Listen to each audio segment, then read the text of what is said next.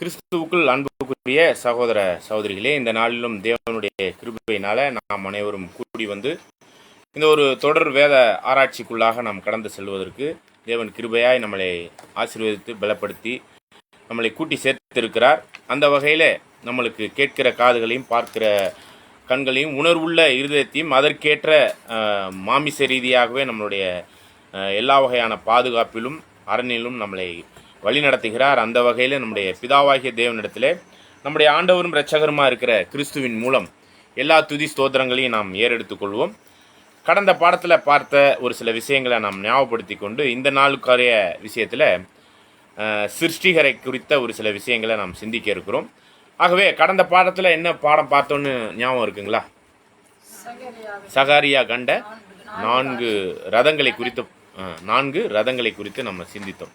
அந்த சகரியா புத்தகம் முழுவதிலுமே அநேக விதமான என்ன சொல்லப்போனால் விசேஷ விதமாக கடைசி காலத்துக்கு என்றே இருக்கக்கூடிய அநேக தீர்க்க தரிசனங்கள் இருக்குது.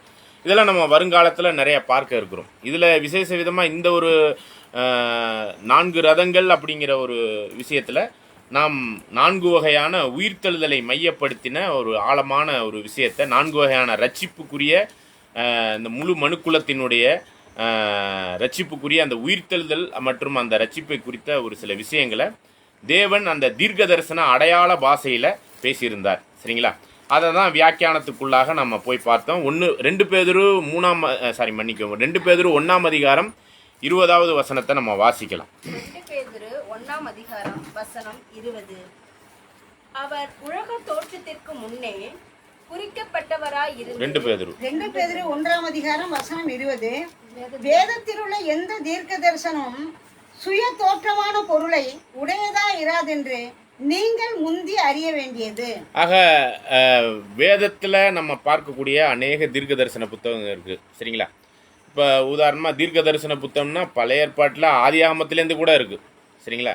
இப்போ உதாரணமாக முதல் தீர்க்க தரிசனம்னு சொல்லப்போனால் எதை சொல்லலாம்னு தெரியுங்களா? பார்த்தீங்களா? இதுதான் முதல் தீர்க்க தரிசனம், ஸ்திரீயின் வித்து அப்படிங்கிற ஒரு தீர்க்க தரிசனம். இதை குறித்து நம்ம பின்னாடி காலத்தில் கூட நம்ம வாய்ப்பு இருந்தால் பார்க்கலாம். அப்போ அந்த தீர்க்க தரிசனத்தில் நீங்கள் வேணால் அந்த வசனத்தை நீங்கள் கொஞ்சம் வாசிச்சு பாருங்கள். 3ஆம் அதிகாரத்தில் படிங்க. ஆதியாகமம் 3ஆம் அதிகாரம் 15ஆம் வசனம். உனக்கும் ஸ்திரீக்கும் உன் வித்துக்கும் அவள் வித்துக்கும் பகை உண்டாக்குவேன். அவர் உன் தலையை நசுக்குவார், நீ அவர் குதிகாலை நசுக்குவாய் என்றார். அவர் குதிகாலை நசுக்குவாய் அப்படின்னு அந்த பாம்புக்கு சொல்லப்பட்டிருக்கு. சரிங்களா? இப்போ பாம்புனா பாம்பா? சரிங்களா? அதை எப்படி சொல்றீங்க? அங்கே பாம்பு தான் வந்துச்சு, சாத்தான்னு எப்படி சொல்றீங்க?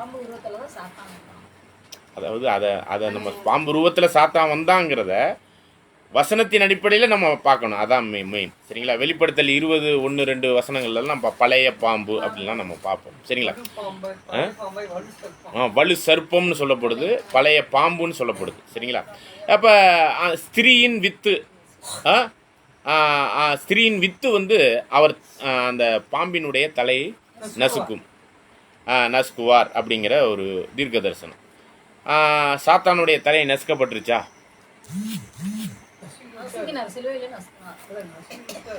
நசுக்கி இப்ப தலையை நசுக்குனா என்ன ஆகும்?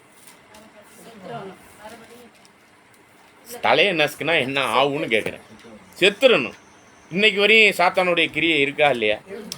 அப்போ தீர்க்க தரிசனம் நிறைவேறின மாதிரியும் இருக்குது, நிறைவேறாத மாதிரியும் இருக்குது. அப்போ என்னங்கிறது நம்ம வேதத்தில் உள்ள அந்த அடையாளத்தில் சொல்லப்பட்ட தீர்க்க தரிசனத்தை வசனத்தின் அடிப்படையில் நிறையா விஷயங்கள் உள்ளே போய் பார்த்தோம்னா தான் அது புரியும். சரிங்களா? அப்போ இதற்கான ஆழமான விஷயங்கள்லாம் என்ன பண்ணிட்டார்னா தேவன் அடையாள பாஷையில் தீர்க்க தரிசனமாக சொல்லிட்டார். நம்ம அதில் உள்ள வசனத்தின்படி அப்படியே வசனத்தை பார்த்துக்கிட்டு இருந்தோம்னா அந்த ஒரு வசனம் மட்டும் நம்மளுக்கு விளக்கம் சொல்லாது. அது ஒரு அடையாள பாஷையில் சொல்லப்பட்டிருக்கு. ஸ்திரீயின் வித்துனா ஸ்திரீ யாரு? மரியாளா? அது கண்ணி இல்லை பாருங்க. இதுல இது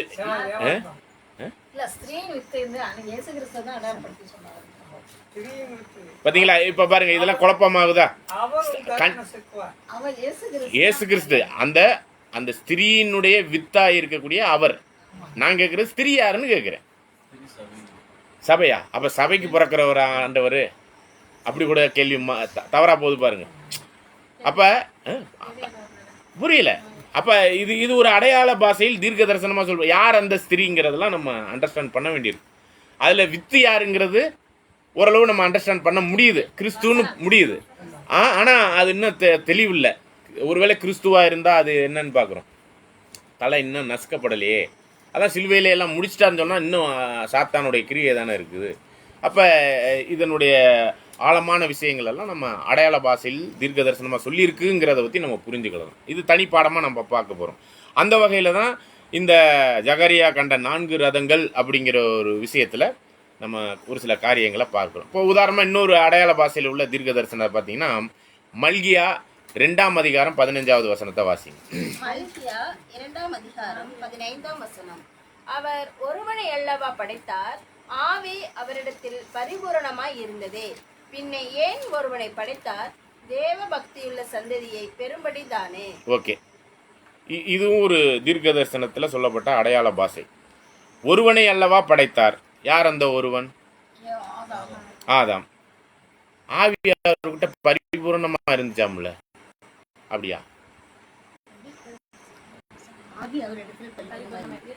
இருந்துச்சா? அப்புறம் எதுக்கு பாவம் பண்றாரு? சரி, ஆதாமுக்குள்ள எதை எதிர்பார்த்தாரோ அப்படியே வச்சுக்குவோம். நம்ம ஆதாமுக்குள்ள பரிபூரணமான ஆவி இருந்துச்சு. பெறணும், பெருகணுமா பெறணுமா? பெரும்படி தேவபக்தி உள்ள சந்ததி வந்துச்சு ஆதாமுக்குள்ள. இன்னும் அவருடைய படைப்பிலே கேள்வியா இருக்கு. அப்போ இதெல்லாம் நம்ம என்னன்னு புரிந்து கொள்ள வேண்டிய ஒரு விஷயம். எல்லாம் அடையாளத்தில் தீர்க்க தரிசனமாக நம்ம நினச்சிக்கிட்டு இருக்கிற மாதிரி அது அப்படி இருக்கலை அப்படிங்கிறத பற்றி இதை புரிந்து கொள்ளலாம். சரிங்களா? அந்த வகையில் தான் நம்ம ஜகரியா கண்ட 4 ரதங்களில் ரதத்தின் காரியங்கள் எல்லாம் நம்ம வேத வசனத்தின் அடிப்படையில் பார்க்கும்போது ஒரு வசனம் கூட நம்ம எந்த மாதிரி காரியத்தை வெளிப்படுத்தினுச்சுங்கும்போது சங்கீதம் 32ல் 8-9 வசனம். சங்கீதம் 32:8-9. நான் உனக்கு போதித்து நீ நடக்க வேண்டிய வழியை உனக்கு காட்டுவேன், உன்மேல் என் கண்ணை வைத்து உனக்கு ஆலோசனை சொல்லுவேன். வாரினாலும் கடிவாளத்தினாலும் வாய் கட்டப்பட்டால் ஒழிய உன் கிட்ட சேராத புத்தி இல்லாத குதிரையை போலவும் கோவேறு கழுதையை போலவும் இருக்க வேண்டாம். பாருங்க, புத்தி இல்லாத குதிரை. அப்ப மனுஷனை எதற்கு ஒப்பிட்டு சொல்லியிருக்காரான்னா, முழு மனுக்குலத்தினுடைய வழி விலகி போன கட்டுப்பாடின்றி இயங்கக்கூடிய ஒரு ஒரு விஷயத்துக்கு சொல்றார். அதனால தான் குதிரையை என்ன பண்ண வேண்டியிருக்கு, கடுவாளம் போடணும், அதுக்கு கண்ணுக்கு இப்படி ஒரு இது பண்ணணும்.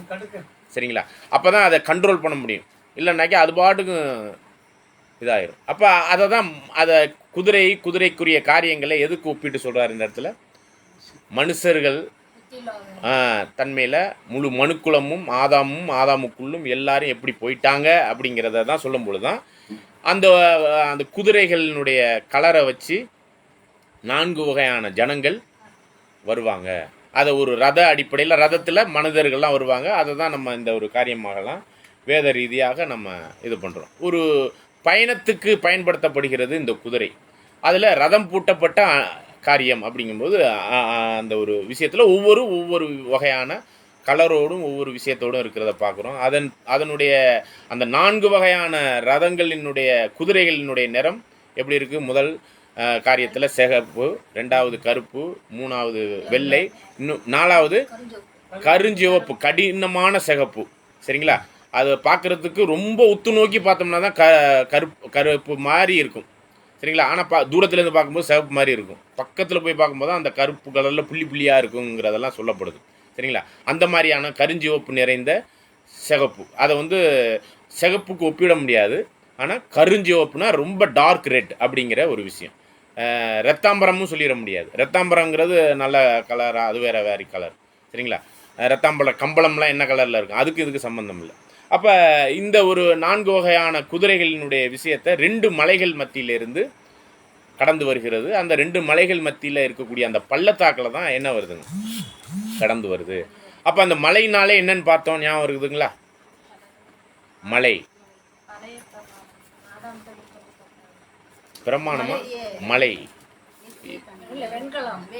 வெண்கல மலை. வெண்கலம்னாலே இன்னொரு விஷயத்த பார்த்தோம். அது அது என்னது, தானியல்ல பார்த்தோம், மலைன்னு பார்த்தோம். 2ஆம் அதிகாரம் 44 பார்த்தோம். படிங்க. தானியேல் 2ஆம் அதிகாரம் 44ஆம் வசனம். அந்த ராஜாக்களின் நாட்களிலே பரலோகத்தின் தேவன் என்றென்றைக்கும் அழியாத ஒரு ராஜ்யத்தை எழும்ப பண்ணுவார். அந்த ராஜ்யம் வேறே ஜனத்துக்கு விடப்படுவதில்லை. அதுல 35 படிங்க. 35ஆம் வசனம். அப்பொழுது அந்த இரும்பும் களிமண்ணும் வெண்கலமும் வெள்ளியும் பொன்னும் ஏகமாய் நொறுங்குண்டு கோடை காலத்தில் போரடிக்கிற களத்தில் இருந்து பறந்து போகிற பதரை போல் ஆயிற்று. அவைகளுக்கு ஒரு இடமும் கிடையாதபடி காற்று அவைகளை அடித்து கொண்டு போயிற்று. சிலையை மோதின கல்லோவென்றால் ஒரு பெரிய பர்வதமாகி பெரிய மலை மாதிரி ஆயிடுச்சு அப்படின்னு சொல்றாரு. அப்ப அந்த மலையை தான் இங்க 44 45 வசனத்துல பார்க்கும்போது தேவனுடைய ராஜ்யத்துக்கு ஒரு அடையாளமா சொல்லப்படுது. மொத்தத்துல மலைனாலே என்னன்னா ராஜ்யத்துக்கு, அது எந்த வகையான ராஜ்யத்துக்கு வேணாலும் ஒப்பிடலாம். சரிங்களா? இப்போ உதாரணம் உலக ராஜ்யத்துக்கு கூட ஒப்பிடலாம். ஆனால் தேவனுடைய ராஜ்யத்தையும் இதையும் நம்ம ஐடென்டிஃபை பண்ணக்கூடிய ஒரு விஷயத்துல தான் வெண்கல, அதாவது காப்பர் அப்படிங்கிற அந்த ஒரு மலை, 2 மலைக்கு நடுவில் வரக்கூடிய ஒரு விஷயத்த இந்த காப்பருங்கிறது எதை அடையாளப்படுத்துதுன்னா, அதை உருக்கி நம்ம ஹீட் பண்ணி அதை இது பண்ணோம்னா தங்கம் மாதிரி ஜொலிக்கும். ஆனால் அது அப்படியே விட்டுட்டோம்னா கருநிறமாக, கருஞ்சிவப்பு நிறமாக இருக்கும். சரிங்களா? அப்போ இதை தான் நம்ம ஆண்டவருடைய பாதத்தை ஒப்பிட்டு பார்க்கும் பொழுது வெளிப்படுத்தல் 1 படிங்க. வெளிப்படுத்தல் 1ஆம் அதிகாரம் வசனம் 15. அவருடைய பாதங்கள் உலைக்களத்தில் காய்ந்த பிரகாசமான வெண்கலம் போலிருந்தது. அந்த வெண்கலம், அப்போ நீங்க உலைக்களத்துல நெருப்புல போட்டு கொதிக்க வச்சிருந்தீங்கன்னா, கொதிக்க வைக்கிறதுல அதை சுற்ற வச்சிருந்தீங்கன்னா அது எப்படி இருக்கும்னா தங்கம் மாதிரி ஜொலிக்குமா. சரிங்களா? அதை சொல்றாரு. அப்ப நெருப்புல போடப்பட்ட பாதத்தை மட்டும்தான் சொல்லப்படுது. பாதம் என்பது தேவனுடைய எந்த ஒரு காரியத்திலும் வானம் அவர் சிங்காசனம், பூமி. அப்ப பாதத்தை மட்டும், ஆண்டவருடைய பாதத்தை மட்டும் இந்த இடத்துல எப்படி சொல்லப்படுதுன்னா காப்பருக்கு, வெண்கலத்துக்கு சொல்லப்படுது. அப்ப அவர் மனுஷீக ஜீவன்ல அவர் எந்த அளவுக்கு பரிபூர்ணமான தங்கம் மாதிரி திவ்ய கடவுள் தன்மைக்குரிய எல்லா கிரியைகளிலும் அவர் மனுஷனா இருந்து செயல்பட்டாருங்கிறத அடையாளப்படுத்தக்கூடிய ஒரு விஷயம். அந்த மாதிரியான ஒரு காப்பர், வெண்கலம் அப்படிங்கிற அந்த ஒரு பித்தளை மலை ஒன்று இருந்துச்சு. அதுக்கப்புறம் ஒரு பள்ளத்தாக்கு இருந்துச்சு. அதுக்கப்புறம் திரும்ப ஒரு அதே மாதிரி மலை. இதை தான் நம்ம எங்கே படிக்கிறோம்? ஜகரியா 6ஆம் அதிகாரம் 2வது வசனமா படிங்க. சகரியா 6ஆம் அதிகாரம் 2ஆம் வசனம். 1ஆம் ரதத்தில் சிவப்பு குதிரைகளும், 2ஆம் ரதத்தில் கருப்பு குதிரைகளும், 3ஆம் ரதத்தில் வெள்ளை குதிரைகளும், 4ஆம் ரதத்தில் புள்ளி புள்ளியான சிவப்பு குதிரைகளும் பூட்டப்பட்டிருந்தன. அப்ப பாருங்க, தொடர்ந்து. நான் என்னோட பேசின தூதனை நோக்கி, ஆண்டவனே இவைகள் என்னவென்று கேட்டேன். அந்த தூதன் எனக்கு பிரதியுத்தரமாக, இவைகள் சர்வலோகத்துக்கும் ஆண்டவராய் இருக்கிறவருடைய சமூகத்தில் நின்று புறப்படுகிற வானத்தினுடைய 4 ஆவிகள் என்றார். ஒன்றில் பூட்டப்பட்டு. ஓகே, அத 1வது வசனத்தை திரும்ப படிங்க. சகரியா 6ஆம் அதிகாரம் 1ஆம் வசனம். நான் திரும்பவும் என் கண்களை ஏறெடுத்து, இதோ 2 பர்வதங்களின் நடுவாக, 2 மலைகளின் நடுவாக புறப்பட்டு வருகிற 4 ரதங்களை கண்டேன். அந்த பர்வதங்கள் வெண்கல பர்வதங்களாய் இருந்தன. இது வந்து வெண்கல பர்வதம். அப்பனா மனுஷீக ராஜ்யத்திற்குரிய 2 ராஜ்யத்தை பத்தி சொல்லப்படுது. ஒன்று ஆதாமுக்கிட்ட கொடுத்த ராஜ்யம். அது எங்கே கொடுத்தாருன்னா ஏதன் தோட்டத்தில் 1ஆம் அதிகாரம் 27 28 வசனத்தில் தனது சாயலாகவும் தனது ரூபத்தின்படியும் ஆதாமை ஏவாளையும் படைச்சிட்டு என்ன சொன்னாருங்க? பழுகி பூமியை நிரப்பி அதை கீழ்ப்படுத்தி சமுத்திரத்தின் மச்சங்களையும் ஆகாயத்து பறவைகளையும் பூமியின் மேல் நடமாடுகிற சகல ஜீவ ஜந்துக்களையும் ஆண்டு கொள்ளுங்கள் என்று சொல்லி தேவன் அவர்களை ஆசீர்வதித்தார். இப்படியாக முதலாவது ராஜ்யம் யாருக்கிட்ட முதன் இந்த ஒரு பூமிக்குரிய அந்த ஆட்சி பொறுப்புக்குரிய ராஜாவாக நியமிச்சாருன்னா யார?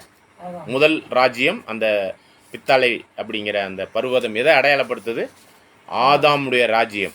அது என்ன ஆயிடுச்சுன்னா மரண இருளின் பள்ளத்தாக்குக்குள்ள போயிடுச்சு. எப்படி போணுச்சு? ஏன் போணுச்சு? கீழ்ப்படியாமையினால. அப்ப கீழ்ப்படியாதனால பாவத்தின் சம்பளம் மரணம். அதான் அந்த பள்ளத்தாக்கு. சரிங்களா? மரண இருளின் பள்ளத்தாக்குன்னு சொல்லி கூட அந்த சங்கீதத்துல நம்ம படிக்கிறோம். இப்ப நம்ம சாட்டா அதை பார்த்துக்கலாம். அப்ப அந்த பள்ளத்தாக்குக்குள்ள போயிருக்கிற ஆதாமுக்குள் வந்திருக்கிற எல்லா மனுக்குலமும் எங்கே போயிடுச்சு? மரணத்துக்குள்ளே போயிட்டு இருக்கு. இதுதான் 1 கொரிந்தியர் 15:22 படிக்கிறோம். ஆதாமுக்குள் எல்லாரும் மரிக்கிறது போல. அப்போ இன்னொரு ராஜ்யம், இன்னொரு வெங்கல பர்வதத்திற்குரிய ஒரு ராஜ்யத்தை பற்றி, மலையை பற்றி சொல்லப்படும் போது அது யாருடைய தலைமையில் இயக்கப்படுகிற ஒரு ராஜ்யமாக இருக்குதுன்னா அதுதான் நம்முடைய ஆண்டவராகிய கிறிஸ்து. அப்போ இதுதான் நம்ம சங்கீதம் 8:4 படிக்கிறோம். மனுஷனையும் மனுஷகுமாரனையும் அவர்கள் எம்மாத்திரம். அப்படி இருந்தும் அதில் என்ன சொல்றாரு பாருங்க, அவங்க 2 பேருக்கு தான் என்ன பண்ணியிருக்கிறாருங்க, படிங்க. நீர் அவனை தேவதூதரிலும் சற்று சிறியவனாக்கினீர், மகிமையினாலும் கனத்தினாலும் அவனை முடிசூட்டினீர். மகிமை கனம், இது இந்த ஒரு 2 விஷயமே. கனம்னா யாருக்கு கொடுக்கணும்? மகிமைனா யாருக்கு கொடுக்கணும்? தேவனுக்கு கொடுக்கக்கூடிய அந்த தன்மைக்கு நிகராக தேவசாயலில் வந்த ஆதாமுக்கு அந்த வாய்ப்பை கொடுத்தார். அதற்கப்புறம் மறுவாய்ப்பு, அது ஃபெயிலியர் ஆன பிறகு மறுவாய்ப்பு யார்கிட்ட கொடுக்குறாருங்க? மகிமையினாலும் கனத்தினாலும் ஒரு கிரீடத்தை வச்சு அவங்கள முடிசூட்டி ராஜாவாக்குனாராம். சரிங்களா? அதை தான் அந்த சங்கீதத்தினுடைய தொடர்ச்சி. அப்படியே படிங்க. உம்முடைய கரத்தின் கிரீடங்கள் மேல் நீர் அவனுக்கு ஆளுகை தந்து சகலத்தையும் அவனுடைய பாதங்களுக்கு கீழ்ப்படுத்தினீர். ஆடு மாடுகள் எல்லாவற்றையும், காட்டு மிருகங்களையும், ஆகாயத்து பறவைகளையும், சமுத்திரத்து மச்சங்களையும், கடல்களில் சங்கரிக்கிறவைகளையும் அவனுடைய பாதங்களுக்கு கீழ்ப்படுத்தினீர். எங்கள் ஆண்டவராக. ஓகே, அப்ப இதே வசனத்தை தான் எபிரேயர் 2ஆம் அதிகாரம் 7, 8, 9, 10 வசனத்துல படிச்சோம்னா அந்த மனுஷன் மனுஷகுமாரன்கிற ஒரு தன்மைக்குரிய யார் அப்படிங்கிற ஒரு கேள்விக்கான ஒரு பதிலை அங்கே தேடலாம் பாருங்க. எபிரேயர் 2ஆம் அதிகாரம் 7ஆம் வசனம். அவனை தேவதூதரிலும் சற்று சிறியவனாக்கினீர், மகிமையினாலும் கனத்தினாலும் அவனுக்கு முடிசூட்டி உம்முடைய கரத்தின் கிரிகளின் மேல் அவனை அதிகாரியாக வைத்து சகலத்தையும் அவனுடைய பாதங்களுக்கு கீழ்ப்படுத்தினீர் என்று சொன்னான். சகலத்தையும் அவனுக்கு கீழ்ப்படுத்தினார் என்கிற விஷயத்தில் அவர் அவனுக்கு கீழ்ப்படுத்தாத பொருள் ஒன்றுமில்லை. அப்ப ஆதாமுக்கு கீழ்ப்படுத்தாதது ஃபர்ஸ்ட் டைம் கொடுக்கும்போது கீழ்ப்படுத்தாத பொருள் ஒன்றுமில்லை. அப்படி இருந்தும் இன்னும் அவனுக்கு சகலமும் கீழ்ப்பட்டி இருக்க காணோம். காரணம், இவரே என்ன ஆயிட்டார்? கீழ்ப்படியாமையில போய் மரணத்துக்குரிய அதிபதியாகிய சாத்தானுக்கு தன்னுடைய ஜீவனை மரணத்துக்குள்ள கொண்டு போய் கொடுத்துட்டதுனால, அவரே உயிரோடு இல்லாதனால அந்த ராஜ்யமும் ஃபெயிலியர், அவரும் ஃபெயிலியர், எல்லாம் கட்டுப்பாட்டுக்குள்ளே இயக்கக்கூடிய அந்த ராஜாவே இல்லாமல் போயிட்டார். அதனால தான் அது எல்லாருமே மரண இருளின் பள்ளத்தாக்குள்ளே போயிட்டாங்க, மரணத்துக்குள்ளே போயிட்டாங்க. தொடர்ந்து படிங்க. என்றாலும் அப்படி இருந்தும் ஆதாமுக்குள்ள இப்படி ஒரு சூழ்நிலை ஏற்பட்டிருந்தும் என்றாலும் தேவனுடைய கிருபையினால் ஒவ்வொருக்காகவும் மரணத்தை ருசி பார்க்கும்படிக்கு தேவதூதரிலும் சற்றும் சிறியவராக்கப்பட்டிருந்த இயேசு. இந்த இடத்துல இயேசுங்கிறதுக்கு பதிலா சங்கீதத்தை கொஞ்சம் ஞாபகப்படுத்தி பாருங்க. ஒருத்தர் மனுஷன், இன்னொன்னு மனுஷகுமாரன். என்ன ஆயிட்டார்னா தேவதூதரிலும் சற்று சிறியவராக்கப்பட்ட. அப்ப மகிமை பொருந்தினவராக இருந்த நம்முடைய ஆண்டவர் மனுஷனாக, மாமிசமாக பூமியில மனுஷகுமாரனாக வெளிப்பட்டார். தொடர்ந்து படிங்க. இப்ப சிறியவனாக்கப்பட்டிருந்த இயேசு மரணத்தை உத்தரித்த நிமித்தம் மகிமையினாலும் கனத்தினாலும் முடிசூட்டப்பட்டதை காண்கிறோம். மகிமையினாலும் கனத்தினாலும் கிரீடம் அவருக்கு சூட்டப்பட்டதான். சரிங்களா? அப்ப இவரை கிரீடத்தை சூட்டினவர் யாருன்னா, அவருக்கு பிதாவினுடைய வலது பார்சத்தில் அமர்ந்து ராஜரீகத்திற்குரிய அந்த பவரை யார் பெற்றுக்கொண்டாருன்னு பார்க்குறோம்? ஆண்டவர். தொடர்ந்து வாசிங்க. ஏனென்றால் தமக்காகவும் தம்மாலையும் சகலத்தையும் உண்டாக்கினவர் அநேக பிள்ளைகளை மகிமையில் கொண்டு வந்து சேர்க்கையில் அவர்களுடைய இரட்சிப்பின் அதிபதியை உபத்திரவங்களினாலே பூரணப்படுத்துகிறது அவருக்கேற்றதாய் இருந்தது. எப்படி எனில் பரிசுத்தம் செய்கிறவரும் பரிசுத்தம் செய்யப்பட்டவர்களுமாகிய யாவரும் ஒருவராலே உண்டாய். அப்ப இந்த ஒரு தன்மையில தான் கிறிஸ்துவ என்ன பண்ணிட்டாருன்னா, பிதாவினுடைய வலது பார்சத்தின் மகிமை பொருந்தின ராஜாவாக. அதை தான் நம்ம வெளிப்படுத்தல் 3:21 படிக்கிறோம். வெளிப்படுத்துதல் 3ஆம் அதிகாரம் 21ஆம் வசனம். நான் ஜெயம் கொண்டு என் பிதாவினுடைய சிங்காசனத்திலே அவரோடு கூட உட்கார்ந்தது போல ஜெயம் கொள்ளுகிறவன். ஓகே, அப்ப இதுதான் கிறிஸ்துவானவர் மகிமை பொருந்தின கிரீடம் சூட்டப்பட்டவரா, மனுஷகுமாரன் மனுஷனா வந்தவரை தான் இங்க ராஜரீகத்திற்குரிய கனமகிமைக்குரிய தன்மையில வசதி இருக்கிறார். அதுதான் 2வது வெங்கல, அதாவது பித்தளை பர்வதம். மனுஷன் இடத்துல தான் கொடுக்க முடியும் முடிஞ்சு தேவதூதர்களுக்கெல்லாம் அந்த ராஜ்யத்தை என்ன பண்ண முடியாது, கொடுக்க முடியாது. மனுஷனா வந்தவங்களுக்கு தான் எல்லா மகிமைக்குரியதெல்லாம் அவருக்கு உரிய பாதத்துக்கு கீழ்ப்படுத்தினார்னு கூட வரும் வசனம். இல்லைங்களா? இந்த காரியங்கள் தான் தேவனே என்ன பண்ணியிருக்கிறாருன்னா மகிமைப்படுத்தி இருக்கிறார் அப்படிங்கிற ஒரு விஷயத்தை இந்த இடத்துல பார்க்குறோம். அப்போ அதுலக்குள்ளே வரக்கூடிய அந்த 4 ரதங்கள் நம்ம அடையாளபூர்வமாக தீர்க்க தரிசனத்தில் பார்க்கும்போது கருப்பு நாய்க்கே என்னன்னு பார்த்தோம். கருப்பு நாய் மரணத்துக்கு அடையாளமாக இருக்கக்கூடியது, வடதேசத்துக்கு போகக்கூடியது. வடதேசம் எதை அடையாளப்படுத்துது? சங்கீதம் 48:2 படித்தோம். பரலோகம். சரிங்களா? சீயோன் பர்வதம் வடிப்பமான ஸ்தானமாக இருக்குது, அது சர்வ பூமியின் மகிழ்ச்சியாக இருக்கிறது, அதுவே மகாராஜாவின் நகரம். சரிங்களா? அப்போ பரலோகம் அப்படிங்கிறது தேவனுடைய சிங்காசனம் பரலோகத்தில் இருக்குது, அவருடைய பாதம் எதில் இருக்குது? பூமியில் இருக்குது. அதான் தென் திசை. வடதிசைனா பரலோகம், தென் திசைனா பூமி அல்லது உலகம் அப்படிங்கிறத நம்ம பார்க்குறோம். அதனால தான் பூமிக்குரிய அந்த ஒரு விஷயம் பாதம் எதை அடையாளப்படுத்துனா தேவனுடைய பாதத்திலிருந்து தான் நாம் என்ன பண்ணிக்க முடியும்? கற்றுக்கொள்ள முடியும். சீசத்துவத்தில் இருந்து அவர்கிட்டருந்து கற்றுக்கொள்ள முடியும். அந்த ஒரு விஷயத்தினால தான் அந்த ஒரு கருப்பு குதிரை அப்படிங்கிற அந்த ஒரு ரட்சிப்புக்குரிய ஜனங்கள் தேவனுடைய கோபத்தையே தனித்து சாந்தப்படுத்தினுச்சு. அவர் ரொம்ப இந்த மனுக்குலத்தின் மேலும் அவருடைய அந்த சிருஷ்டிப்பின் காரியத்தில் உள்ள அந்த ஃபெயிலியருக்குரிய காரியத்தின் மூலம் என்ன பண்ணிட்டு இருந்தார்? அப்படியே இந்த ஜனங்கள் இப்படி இருக்கிறாங்களே அப்படிங்கிற ஒரு விஷயத்த அவருடைய இருதயத்தையும் மனசையும் என்ன பண்ணிட்டுச்சு? சாந்தி பண்ணிச்சு. அதை தொடர்ந்து போகக்கூடிய வெள்ளை குதிரை எதை அடையாளப்படுத்துது? வெள்ளை அங்கி தரித்த திரள் கூட்டம். சரிங்களா? குருத்தோலை கேங்குன்னு கூட நம்ம சொல்கிறோம். இல்லைன்னா இன்னொரு விஷயம் என்னென்னா மகா ஓத்திர காலத்தில் போயிட்டு வர்றவங்க. ஓத்திர காலங்கிறது ஆண்டவருடைய 2ஆம் வருகைக்கு முன்பாக, மகா ஓத்திரங்கிறது ஆண்டவர் 2ஆம் வருகையில் வந்தோன்னு இந்த கருப்பு குதிரைக்குரிய அந்த ரட்சிப்புக்குரியவர்களை கூட்டிகிட்டு போயிடுவார். மகா ஓத்திர காலத்தில் யார் மாட்டிக்குவா? இந்த வெள்ளை குதிரைக்குரிய ரட்சிப்புக்குரியவர்கள். அவங்களும் ரசிக்கப்படுவாங்க, ஆனால் பின்னாடியே போவாங்க. தோழி குரூப் அப்படின்னு கூட நம்ம பார்த்தோம். சரிங்களா? அதுக்கப்புறம் தென் திசையை நோக்கி கருண் சிவப்பு நிற ஒரு வலிமையான குதிரை அப்படின்னு சொல்லி பார்க்கும்போது அது தென் திசையை நோக்கி போணுச்சு. அது பூமியெல்லாம் சுற்றி திரிந்தது. அப்படிங்கிறது பூமிக்குரிய மாமிசத்தின் கிரிகைகளுக்குரிய ஜனங்களாக இருக்கக்கூடிய அந்த 4வது வகை குதிரைகள்ங்கிறது யாரை குறிக்குதுன்னா இந்த கிறிஸ்துவின் சபையாக இருக்கக்கூடிய 1,44,000 பேர், அதை தொடர்ந்து முழு கிறிஸ்தவ மார்க்கத்தினுடைய திரள் கூட்டம், அதுக்கப்புறம் இருக்கக்கூடிய யாருதுன்னு பார்த்தீங்கன்னா முழு உலகத்தாரும். அது இஸ்ரேலரும் வருவாங்க, யாரும் வந்துடுவாங்க, உலகத்தில் உள்ள அத்தனை பேருமே வந்துடுவாங்க. அது ஹிந்து, முஸ்லீம், கிறிஸ்தவர்களை அல்லாத மற்றவர்கள் எல்லாருக்குமான விஷயம். அதுதான் என்னென்னா மாமிசத்தின் கிரியைகள்லாம் நம்ம பார்க்கும்போது தேவனுக்கு அருவருப்பாக இருக்குது. அதெல்லாம் அழிச்சிட்டு தேவன் அவர்களுக்குரிய ரட்சிப்புக்குரிய ஒரு விஷயத்தில் அவங்களுக்கு ஒரு வாய்ப்பு கொடுப்பார் அப்படிங்கிறதெல்லாம் நம்ம ஏற்கனவே பாடத்தில் பார்த்தோம். இதுலேயும் நம்ம புரிந்து கொண்டோம். அப்போ அந்த சிவப்பு குதிரை எங்கே போச்சுன்னே வேத ரீதியாக நம்ம ஆராய்ச்சி பண்ணோம்னா தெரியலை.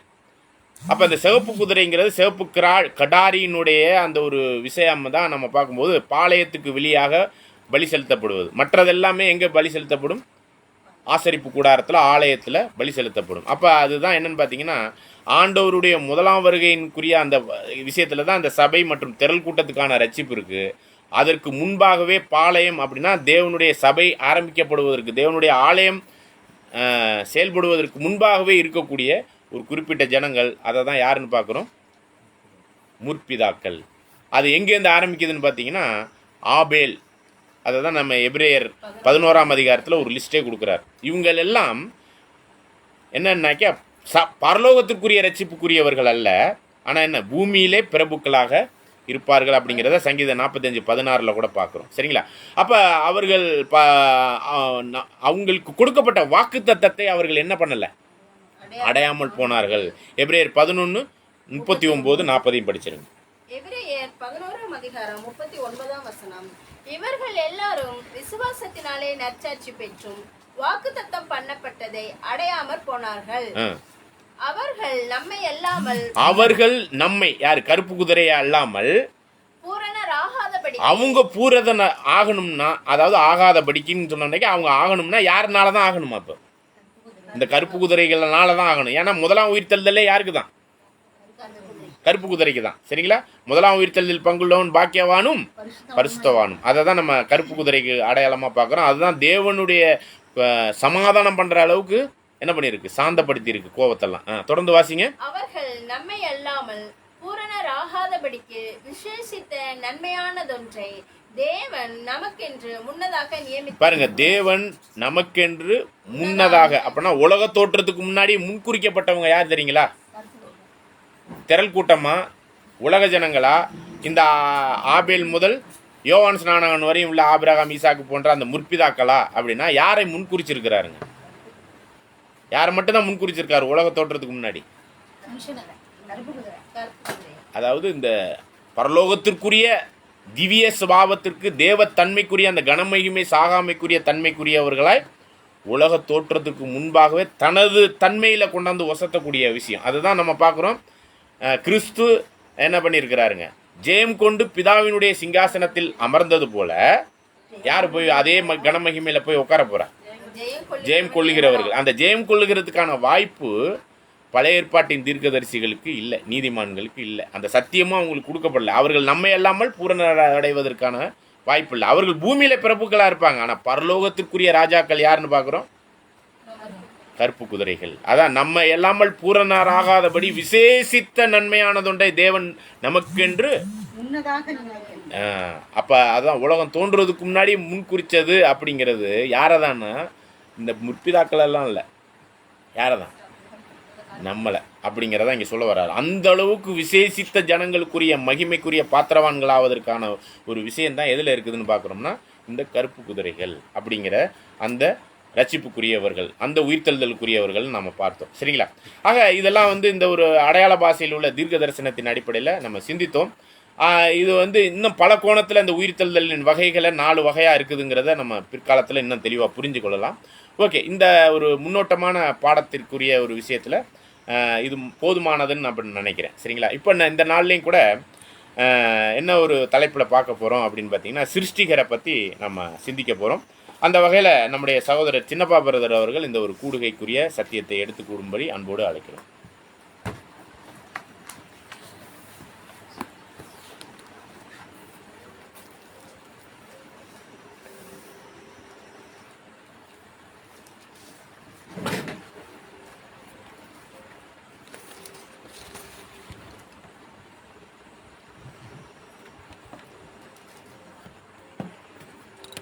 அன்புக்குரிய சகோதர சகோதரிகளே, நம்ம இன்றைக்கி என்ன பாடம் பார்க்க போகிறோம் அப்படின்னு பார்த்தீங்கன்னா, ஒரு முக்கியமான பாடம். இது எந்த அடிப்படையில் அப்படின்னு பார்த்தீங்கன்னாக்கா, பைபிளுக்குள்ளே இருக்கிற ஒரு வசனத்தோட கருப்பொருளை அறிஞ்சு படிக்கிறது அப்படின்னு சொல்லலாம். இதுக்கு நம்ம என்ன வசனம் எடுத்துக்க போகிறோம் அப்படின்னு பார்த்தீங்கன்னாக்கா, பிரசங்கி 12வது அதிகாரத்தை நம்ம தியானிக்க போகிறோம். பிரசங்கி 12 இந்த அதிகாரம் மட்டும்தான் அப்படியே நம்ம கண்டினியூ பண்ண போகிறோம். இதை விட்டுட்டு நம்ம வேறு வசனம் பார்க்க போகிறதில்ல. சரிங்களா? அப்போது எடுத்து வச்சுக்கோங்க எல்லாரும். முதல் வசனத்தை வாசிக்கலாம். பிரசங்கி 12ஆம் அதிகாரம் 1ஆம் வசனம். நீ உன் வாலிப பிரயாத்திலே உன் சிருஷ்டிகரை நினை. தீங்கு நாட்கள் வராததற்கு முன்னும் எனக்கு பிரியமானவைகள் அல்ல என்று நீ சொல்லும் வருஷங்கள் சேராததற்கு முன்னும். போதும். இப்போ இங்கே என்ன சொல்லியிருக்கிறாரு அப்படின்னு பார்த்தீங்கன்னாக்க, இது யார் எழுதுறா அப்படின்னா, பிரசங்கி எழுதுனது யாருன்னா சாலமோன். சாலமோன் எப்போ எழுதுறாரு அப்படின்னு பார்த்தீங்கன்னாக்க, வயசான எல்லா ஆண்டு அனுபவிச்சுட்டு எழுதுறாரு அப்படின்னு கூட நம்ம சொல்லலாம். அப்போ முதல் கேள்வி என்ன அப்படின்னு பார்த்தீங்கன்னாக்க, இது வாலிபர்களுக்கு சொல்கிறதா அப்படின்னு ஒரு கேள்வி வரும் எல்லாருக்குமே. வாலிப பிரயாத்திலே சிருஷ்டிகரை நினைன்னு சொல்லியிருக்கு. ஆனால் நமக்கெல்லாம் வயசாயிருச்சே, ஒரு சில பேருக்கு வயசாயிருச்சா இல்லையா, அவங்களுக்கு பொருந்துமா அப்படின்னு நம்மளுக்கு ஒரு கேள்வி தோணும். இல்லை, நம்ம வயசான காலத்தில் நம்ம கேட்டுக்குவோம், இந்த வசனம் நமக்கு இல்லையே, வாலிப பிராயத்திலே சொல்லியிருக்குது அப்படின்னு தோணும். ஆக்சுவலாக வாலிப பிராயம்ன்ட்டு எங்கேயுமே வேத வசனங்களில் தேவன் உனக்கு வயசு எத்தனை அப்படின்னு கேட்டிருக்கிறாருன்னா எங்கேயுமே கேட்டதில்லை. அது விஷயம் இல்லை. அப்போ வாலிபம்னா என்ன அப்படின்னு பார்த்தீங்கன்னா, தேவனுடைய விஷயத்தை, தேவனுடைய வார்த்தையை படைத்தவரிடத்தில் பயபக்தியோடு இருக்கிறது ஒன்று. ரெண்டாவது, கர்த்தரது வார்த்தையான சத்தியத்தை கற்றுக்கொள்ளுதல், பாவம் இல்லாத ஜீவியம், தேவனோடு ஐக்கியம் கொள்ளுதல், தேவனது வழியில் நடத்தல் மற்றும் நீதியின்படி வாழுதல். என்னன்னு புரியுதுங்களா? அதாவது நீங்கள் வாலிபமாக இருக்கீங்களா அப்படின்னு நீங்கள் உங்களே செக் பண்ணிக்கிட்டா என்னென்ன வச்சுக்கிட்டு செக் பண்ணலாம் அப்படின்னு பார்த்தீங்கன்னா, நீங்கள் எவ்வளோதான் வாலிப வயசில் இல்லை, நான் முதிர் வயதாக ஆகியிருந்தாலும் நான் என்னவா இருக்கிறேன் அப்படின்னு பார்த்தீங்கன்னா தேவனிடத்தில் பயத்தோடு இருக்கிறேன் அப்படின்னா நீங்கள் வாலிபம் தான் இல்லையா? அது மட்டும் இல்லாமல் கர்த்தருடைய வார்த்தைகளை தினந்தோறும் ஆராய்ச்சி பண்ணுறீங்கன்னாவே வாலிபம் தான். சத்தியத்தை கற்றுக்கொள்ளுறதுல தீவிரமாயும் ஆர்வமாகவும் இருந்தாலுமே என்னன்னு சொல்கிறாருன்னா நீங்கள் வாலிபர் தான். அதே மாதிரி அது மட்டும் இல்லாமல் தேவனோடு எப்பெல்லாம் டைம் கிடைக்குதோ அப்போல்லாம் ஐக்கியம் வச்சுக்கணும் அப்படின்னு நினைக்கிறோமா, நம்ம எல்லாருமே வாலிபர் தான். அது மட்டும் இல்லாமல் தேவனோட வழி நடத்துதலின்படி தேவன் என்ன வேதத்தில் சொல்லியிருக்கிறாரோ நீங்கள் இப்படி நடங்க, மற்றவங்கள்ட்ட அன்பாக இருங்க.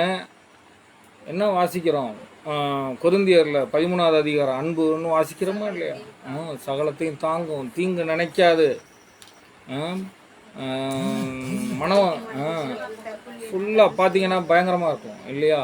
அன்பு என்னென்ன பண்ணணும் இதெல்லாம் நம்ம கடைபிடிக்கிறோம்னா நம்மளாம் யார் தான்? வாலிப வயசு தான். நீங்கள் எவ்வளோ வயசாக இருந்தாலும் வாலிப வயசு தான்.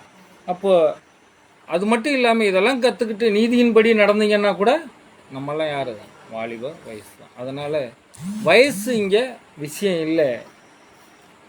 நம்ம தேவன் மேலே வைத்திருக்கிற அன்பும் தேவனோடு வச்சிருக்கிற ஒப்புரவும் தான் இங்கே என்னென்னா வாலிப வயசு அப்படின்னு சொல்கிறார். அப்போ நம்ம ஒவ்வொரு வசனமாக போயிடலாம். இப்போ வாலிபம்னா தேவனுடைய வார்த்தைகளின்படி நடக்கிறதும், தேவனை பற்றிய சிந்தனையும், பாவம் இல்லாமல் வாழ்கிறதும், நீதியின்படி வாழ்கிறவங்க தான் வாலிப வயசு. அப்போது வயசு இங்கே ஒரு விஷயம் இல்லை அப்படிங்கிறத நம்ம தெரிஞ்சுக்கிட்டோம். அதுக்கு அடுத்து பாருங்கள், தீங்கு நாட்கள் வராதற்கு முன்னும், தீங்கு நாள் வராததுக்கு முன்னாடியே என்ன பண்ணணுமா? சிருஷ்டிகரை நினைக்கணும். அப்போ தீங்கு நாள்னால் எதை சொல்லுவோம்? நமக்கு எது தீங்கு நாள் அப்படின்னு பார்த்தீங்கன்னா நோய் தான் இல்லையா? நோய், நான் நோய்வாய்ப்பட்டு படுக்க போகிறதுக்கு முன்னாடியே என்ன பண்ணணும்?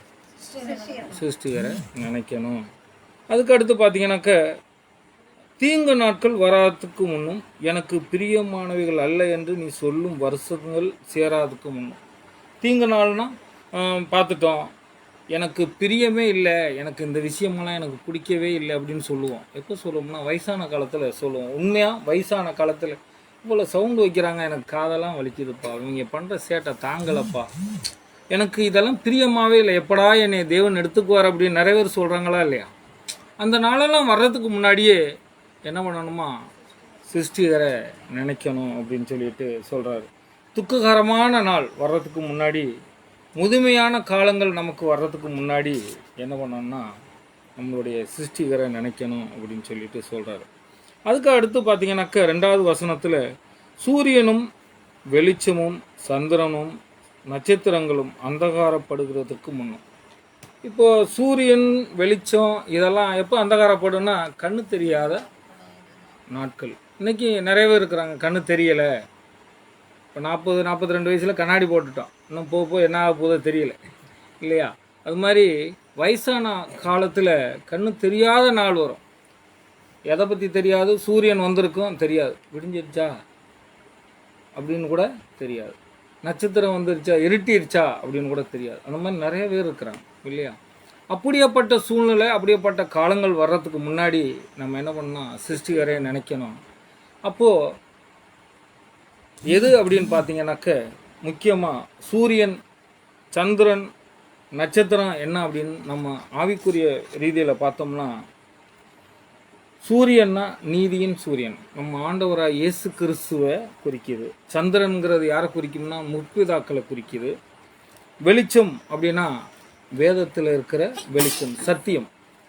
சத்தியமெல்லாம் படிக்கணும்னா கண்ணு கண்டிப்பாக தெரியணும். அப்போ கண்ணு தெரியலை, எனக்கு கண் பார்வை எனக்கு தெரியலை, சூரியனும் தெரியலை, எப்போ விடியுதுன்னு தெரியலை, எப்போ இருட்டுதுன்னு தெரியலை, அதுக்கு முன்னாடி என்ன பண்ணணுமா? நம்மளுடைய சிருஷ்டிகரை நினை அப்படின்னு சொல்கிறார். அதனால தான் அந்தகாரப்படுகிறதுக்கு முன்னாடி நம்மளுடைய சிருஷ்டிகரை நினைக்கணும் அப்படின்னு சொல்லிட்டு சொல்கிறாரு. அப்போ சத்திய ஒளி, வெளிச்சம்ங்கிற சத்திய ஒளியை பார்க்கக்கூடிய கண்கள் அந்தகாரப்படுறதுக்கு முன்னாடியே சிருஷ்டிகரை நினை அப்படின்னு சொல்லிட்டு சொல்கிறாரு. இப்போ பிரசங்கி 3வது வசனம் 12:3, மழைக்கு பின் மேகங்கள் திரும்ப திரும்ப வராதுக்கு முன்னும் ஒரு தடவை நம்ம ஊரில் இப்போ மழை பெய்யுதுன்னு வச்சுக்குவோமே, திரும்ப திரும்ப மேகமாக இருந்து மழையே பெஞ்சிக்கிட்டு இருந்துச்சுன்னா என்ன ஆகும்? நம்மளுக்கு எரிச்சல் அது எப்படா நிற்குமோ, வெளியில் போக முடியல, மாட்டுக்கு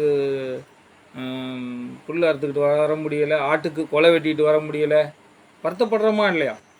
அப்போ அதே மாதிரி அந்த நாட்கள் வராதுக்கு முன்னும் வீட்டு காவலாளிகள் தள்ளாடி, வீட்டில் இருக்கிறவங்க நமக்கு சப்போர்ட்டாக இருக்கிறவங்கன்னு நினச்சிக்கிட்டு இருக்கிறவங்களாம் தெள்ளாடுறதுக்கு முன்னாடி பலசாலிகள் கூனி போய், நமக்கு யார் பலம்னு நினச்சிக்கிட்டு இருந்தோமோ, என் பிள்ளை இல்லை என்னுடைய உறவினர் பலம்னு நினச்சிக்கிட்டு இருப்போம், அவங்களுக்கும் என்ன பண்ண போகிறாங்களாம்? தள்ளாடிடுவாங்களாம். அப்போ பலசாலிகள் கூனி போய், பலசாலின்னு நம்ம நினச்சோம், அவங்களாம் என்ன பண்ணிட்டாங்கன்னா கூனி போயிட்டாங்களாம். கூனி போயிட்டாங்க. இயந்திரம் அரைக்கிறவர்கள் கொஞ்சமானதுனால ஓய்ந்து. இயந்திரம் அரைக்கிறதுனா மிஷின் வேலை செய்யலை, மிஷினுக்கு வேலை கொடுக்கல அப்படின்னா என்ன ஆயிடுவான்? அங்கே அறவை கம்மியாகிடும். கம்மியாக அறவை ஆனதுனால என்ன ஆகும்? அங்கே நமக்கு சத்தம் கேட்காது அப்படிங்கிறத பார்க்குறோம். பலகனி வழியாய் பார்க்கிறவர்கள் இருண்டு போகிறதுக்கு முன்னும், பலகனினா மாடி மேலே நின்று பார்க்குறவங்கள தெரியாமல் போகிறதுக்கு முன்னாடி என்ன பண்ணணுமா? சிருஷ்டிகரை நினை அப்படின்னு சொல்கிறார். இப்போ நம்ம ஒன்று ஒன்றா பார்த்துட்டு வரோம். மழைக்கு பின் மேகங்கள் திரும்ப திரும்ப வராதுக்கு முன்னும். மேகம்னா என்ன தெரியுங்களா? மேகம்னா என்னத்தை சொல்லுதுன்னா, உபத்திரம். எனக்கு திரும்ப திரும்ப இந்த உபத்திரம் வந்துக்கிட்டே இருக்கே, திரும்ப திரும்ப எனக்கு கால் வலி வருதுன்னு சொல்கிறோமா இல்லையா? எனக்கு திரும்ப திரும்ப இந்த பிரச்சனையெல்லாம் வருது, கடன் பிரச்சனையெல்லாம் வருதுன்னு சொல்கிறோமா இல்லையா? அதுக்கு முன்னாடியே நம்மளுடைய சிருஷ்டிகரை நினைக்கணுமா? ஒருவேளை எனக்கு உபத்திரவம், எனக்கு இந்த மாதிரி கஷ்டங்கள் வருது அப்படின்னு சொன்னாவே சிருஷ்டிகரை நினைக்கிறதுக்கு வாய்ப்பு இல்லாமல் போயிடும். அதனால் என்னுடைய கால்கள், அதாவது இந்த துன்பங்கள் திரும்ப திரும்ப வர்றதுக்கு முன்னாடியே சிருஷ்டிகரை நினை அப்படின்னு சொல்லிட்டு சொல்கிறாரு. அப்போ அதுக்கடுத்து வீட்டு காவலாளிகள் தள்ளாடி. வீட்டு காவலாளிகள்னால் யாருன்னு பார்த்தீங்கன்னாக்க, வீட்டில் காவு காக்கிறவங்க பார்த்தோம். ஆனால் இங்கே என்ன சொல்கிறாரு அப்படின்னு பார்த்தீங்கன்னா, வீட்டு காவலாளிகள் யார் அப்படின்னா நம்மளுடைய கை தான். ஒரு வண்டு வருதுன்னா டக்குன்னு என்ன பண்ணுவோம்? கை தான் டக்குன்னு தடுக்கும். இல்லை யாரோ ஒரு அடிக்க வராங்கன்னா டக்குன்னு கை தான் அது என்ன பண்ணும்? தடுக்கும். முதல்ல நம்மளுடைய வீடு, நமக்கு யார் காவலாளின்னா கை தான். கண்ணில் ஒரு தூசி உள்ள போதுன்னா டக்குன்னு என்ன பண்ணுவோம்? ஆமாம், மறிப்போமா இல்லையா? அப்போது வீட்டு காவலாளிகள் தள்ளாடி, கை பலவீனமாக தள்ளாட ஆரம்பிச்சிருக்கும், நரம்பெல்லாம் அப்படி விடன்னு ஆடும். பார்த்துருக்கீங்களா? அந்த மாதிரி ஒரு சூழ்நிலை வர்றதுக்கு முன்னாடி உங்களுடைய சிருஷ்டிகரை நினை அப்படின்னு சொல்லிட்டு சொல்கிறார். பலசாலிகள் கூனி போய். பலசாலிகள்னால் யார் அப்படின்னு பார்த்தீங்கன்னாக்க, நமக்கு இந்த காலு தான். திடீர்னு இந்த வீட்டுக்குள்ளே ஒரு ரூமுக்குள்ளே ஒரு ஹாலுக்குள்ளே ஒரு பாம்பு வந்துருச்சு, முதல்ல யார் என்ன பண்ணுவோம்? கை வேலை செய்ய முதல்ல என்ன செய்யும்? கை. கால் தான் நமக்குன்னு எழுந்திரிச்சு ஓடிடுவோம் இல்லையா? நமக்கு பலசாலிகள் யாருப்பான்னு பார்த்தீங்கன்னாக்க இந்த கால். இந்த காலுமே கூனி போய், ஒரு சில பேர் என்ன நடக்கிறது ரொம்ப சவட்டை கால் மாதிரி நடக்க ஆரம்பிச்சிருவாங்க, கூனி போய். அந்த மாதிரி ஒரு சூழ்நிலை வர்றதுக்கு முன்னாடி நீங்கள் என்ன பண்ணுங்கள்? சிருஷ்டிகரை நினைங்க அப்படின்னு சொல்கிறாரு. அப்போ இயந்திரம் அரைக்கிறவர்கள் கொஞ்சமானதுனாலே ஓய்ந்து. இப்போ இயந்திரம் அரைக்கிறதுனா என்ன பார்த்தோம்? மிஷினுன்னு பார்த்தோமா? இப்போ நம்ம ஆவிக்குரிய ரீதியில் என்னத்தை பார்க்க போகிறோம்னா, பல்லு தான் இயந்திரம். நமக்கு பல்லு தான் இயந்திரம். அப்போ பல்லு ஆடி ஆடி ஒன்று ஒன்றா பிடுங்கிட்டா என்ன ஆகும்? அங்கே அரைக்கிறதுக்கு மிஷின் ஒன்றுமே இல்லாமல் என்ன பண்ணுவோம்? ஒரு பொருளை ஒரு லிக்யூடாக தான் சாப்பிட தோணும் இல்லையா? இந்த பல்லெல்லாம் உங்களுக்கு கொட்டி போய் இது அரைக்கிற சத்தம், அரைக்கிறது இல்லாமல் போகிறதுக்கு முன்னாடி சிருஷ்டிகரை நினை. ஏன்னா இந்த பல்லெல்லாம் ஓய்ந்து போயிடுச்சுன்னா, சிருஷ்டிகரெல்லாம் கற்றுக்கிட்டோம், பல்லெல்லாம் இல்லாமல் கொட்டி போச்சுன்னா நம்ம போய் சொல்ல முடியுமா? யாருக்காவது சொல்ல முடியாத சூழ்நிலை ஆயிரும். நம்ம பேசுகிற பேச்சு அவங்களுக்கு புரியாது. ஒரு தடவைக்கு 3 தடவை சொல்லணும் பல்லெல்லாம் கொட்டி போச்சுன்னா. அதனால் அந்த பல்லெல்லாம் கொட்டுறதுக்கு, அந்த மிஷினெல்லாம் கொட்டுறதுக்கு முன்னாடி சிருஷ்டிகரை என்ன பண்ணணும்? நினைக்கணும். நினச்சிட்டு அதுக்கு முன்னாடியே மற்றவங்கள்ட்ட சொல்லணும் சொல்லிட்டு சொல்கிறாரு. அதுக்கடுத்து பலகனி வழியாய் பார்க்கிறவர்கள் இரண்டு போகிறதுக்கு முன்னும். பலகனி வழியாய் பார்க்கிறவர்கள் அப்படின்னு பார்த்தீங்கன்னாக்க, வீட்டில் அங்கே என்னமோ மங்களா தெரியுதுன்னு சொல்லி கேள்விப்பட்டிருப்பீங்களா இல்லையா? மங்களா தெரியுதுப்பா, என்னமோ யாரோ வர்ற மாதிரி தெரியுது.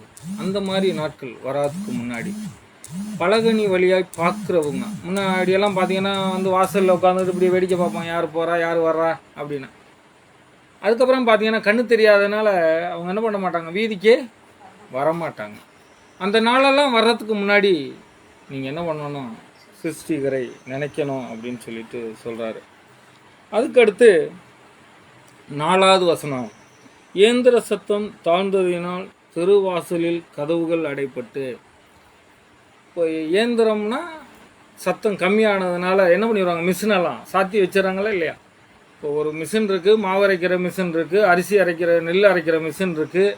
அங்கே போகிறவங்க கம்மியானதுனால மிஷினை என்ன பண்ணிடுவாங்க, மூடி வச்சுருவாங்களா இல்லையா? அதை நம்ம வேதத்தின்படி பார்க்கும்போது என்ன சொல்கிறாருன்னா, இந்த பல்லெல்லாம் அரைக்கிறது கம்மியானதுனால உதடு கூட மூடிக்குமா, உதடு கூட முடிக்கும். அதான் கதவாக இருக்கிற உதடு கூட முடிக்கும். நம்ம என்ன தான் சத்தியத்தை சொன்னாலும் என்ன பண்ணாது, உள்ளே போகாது, வேலை செய்யாது.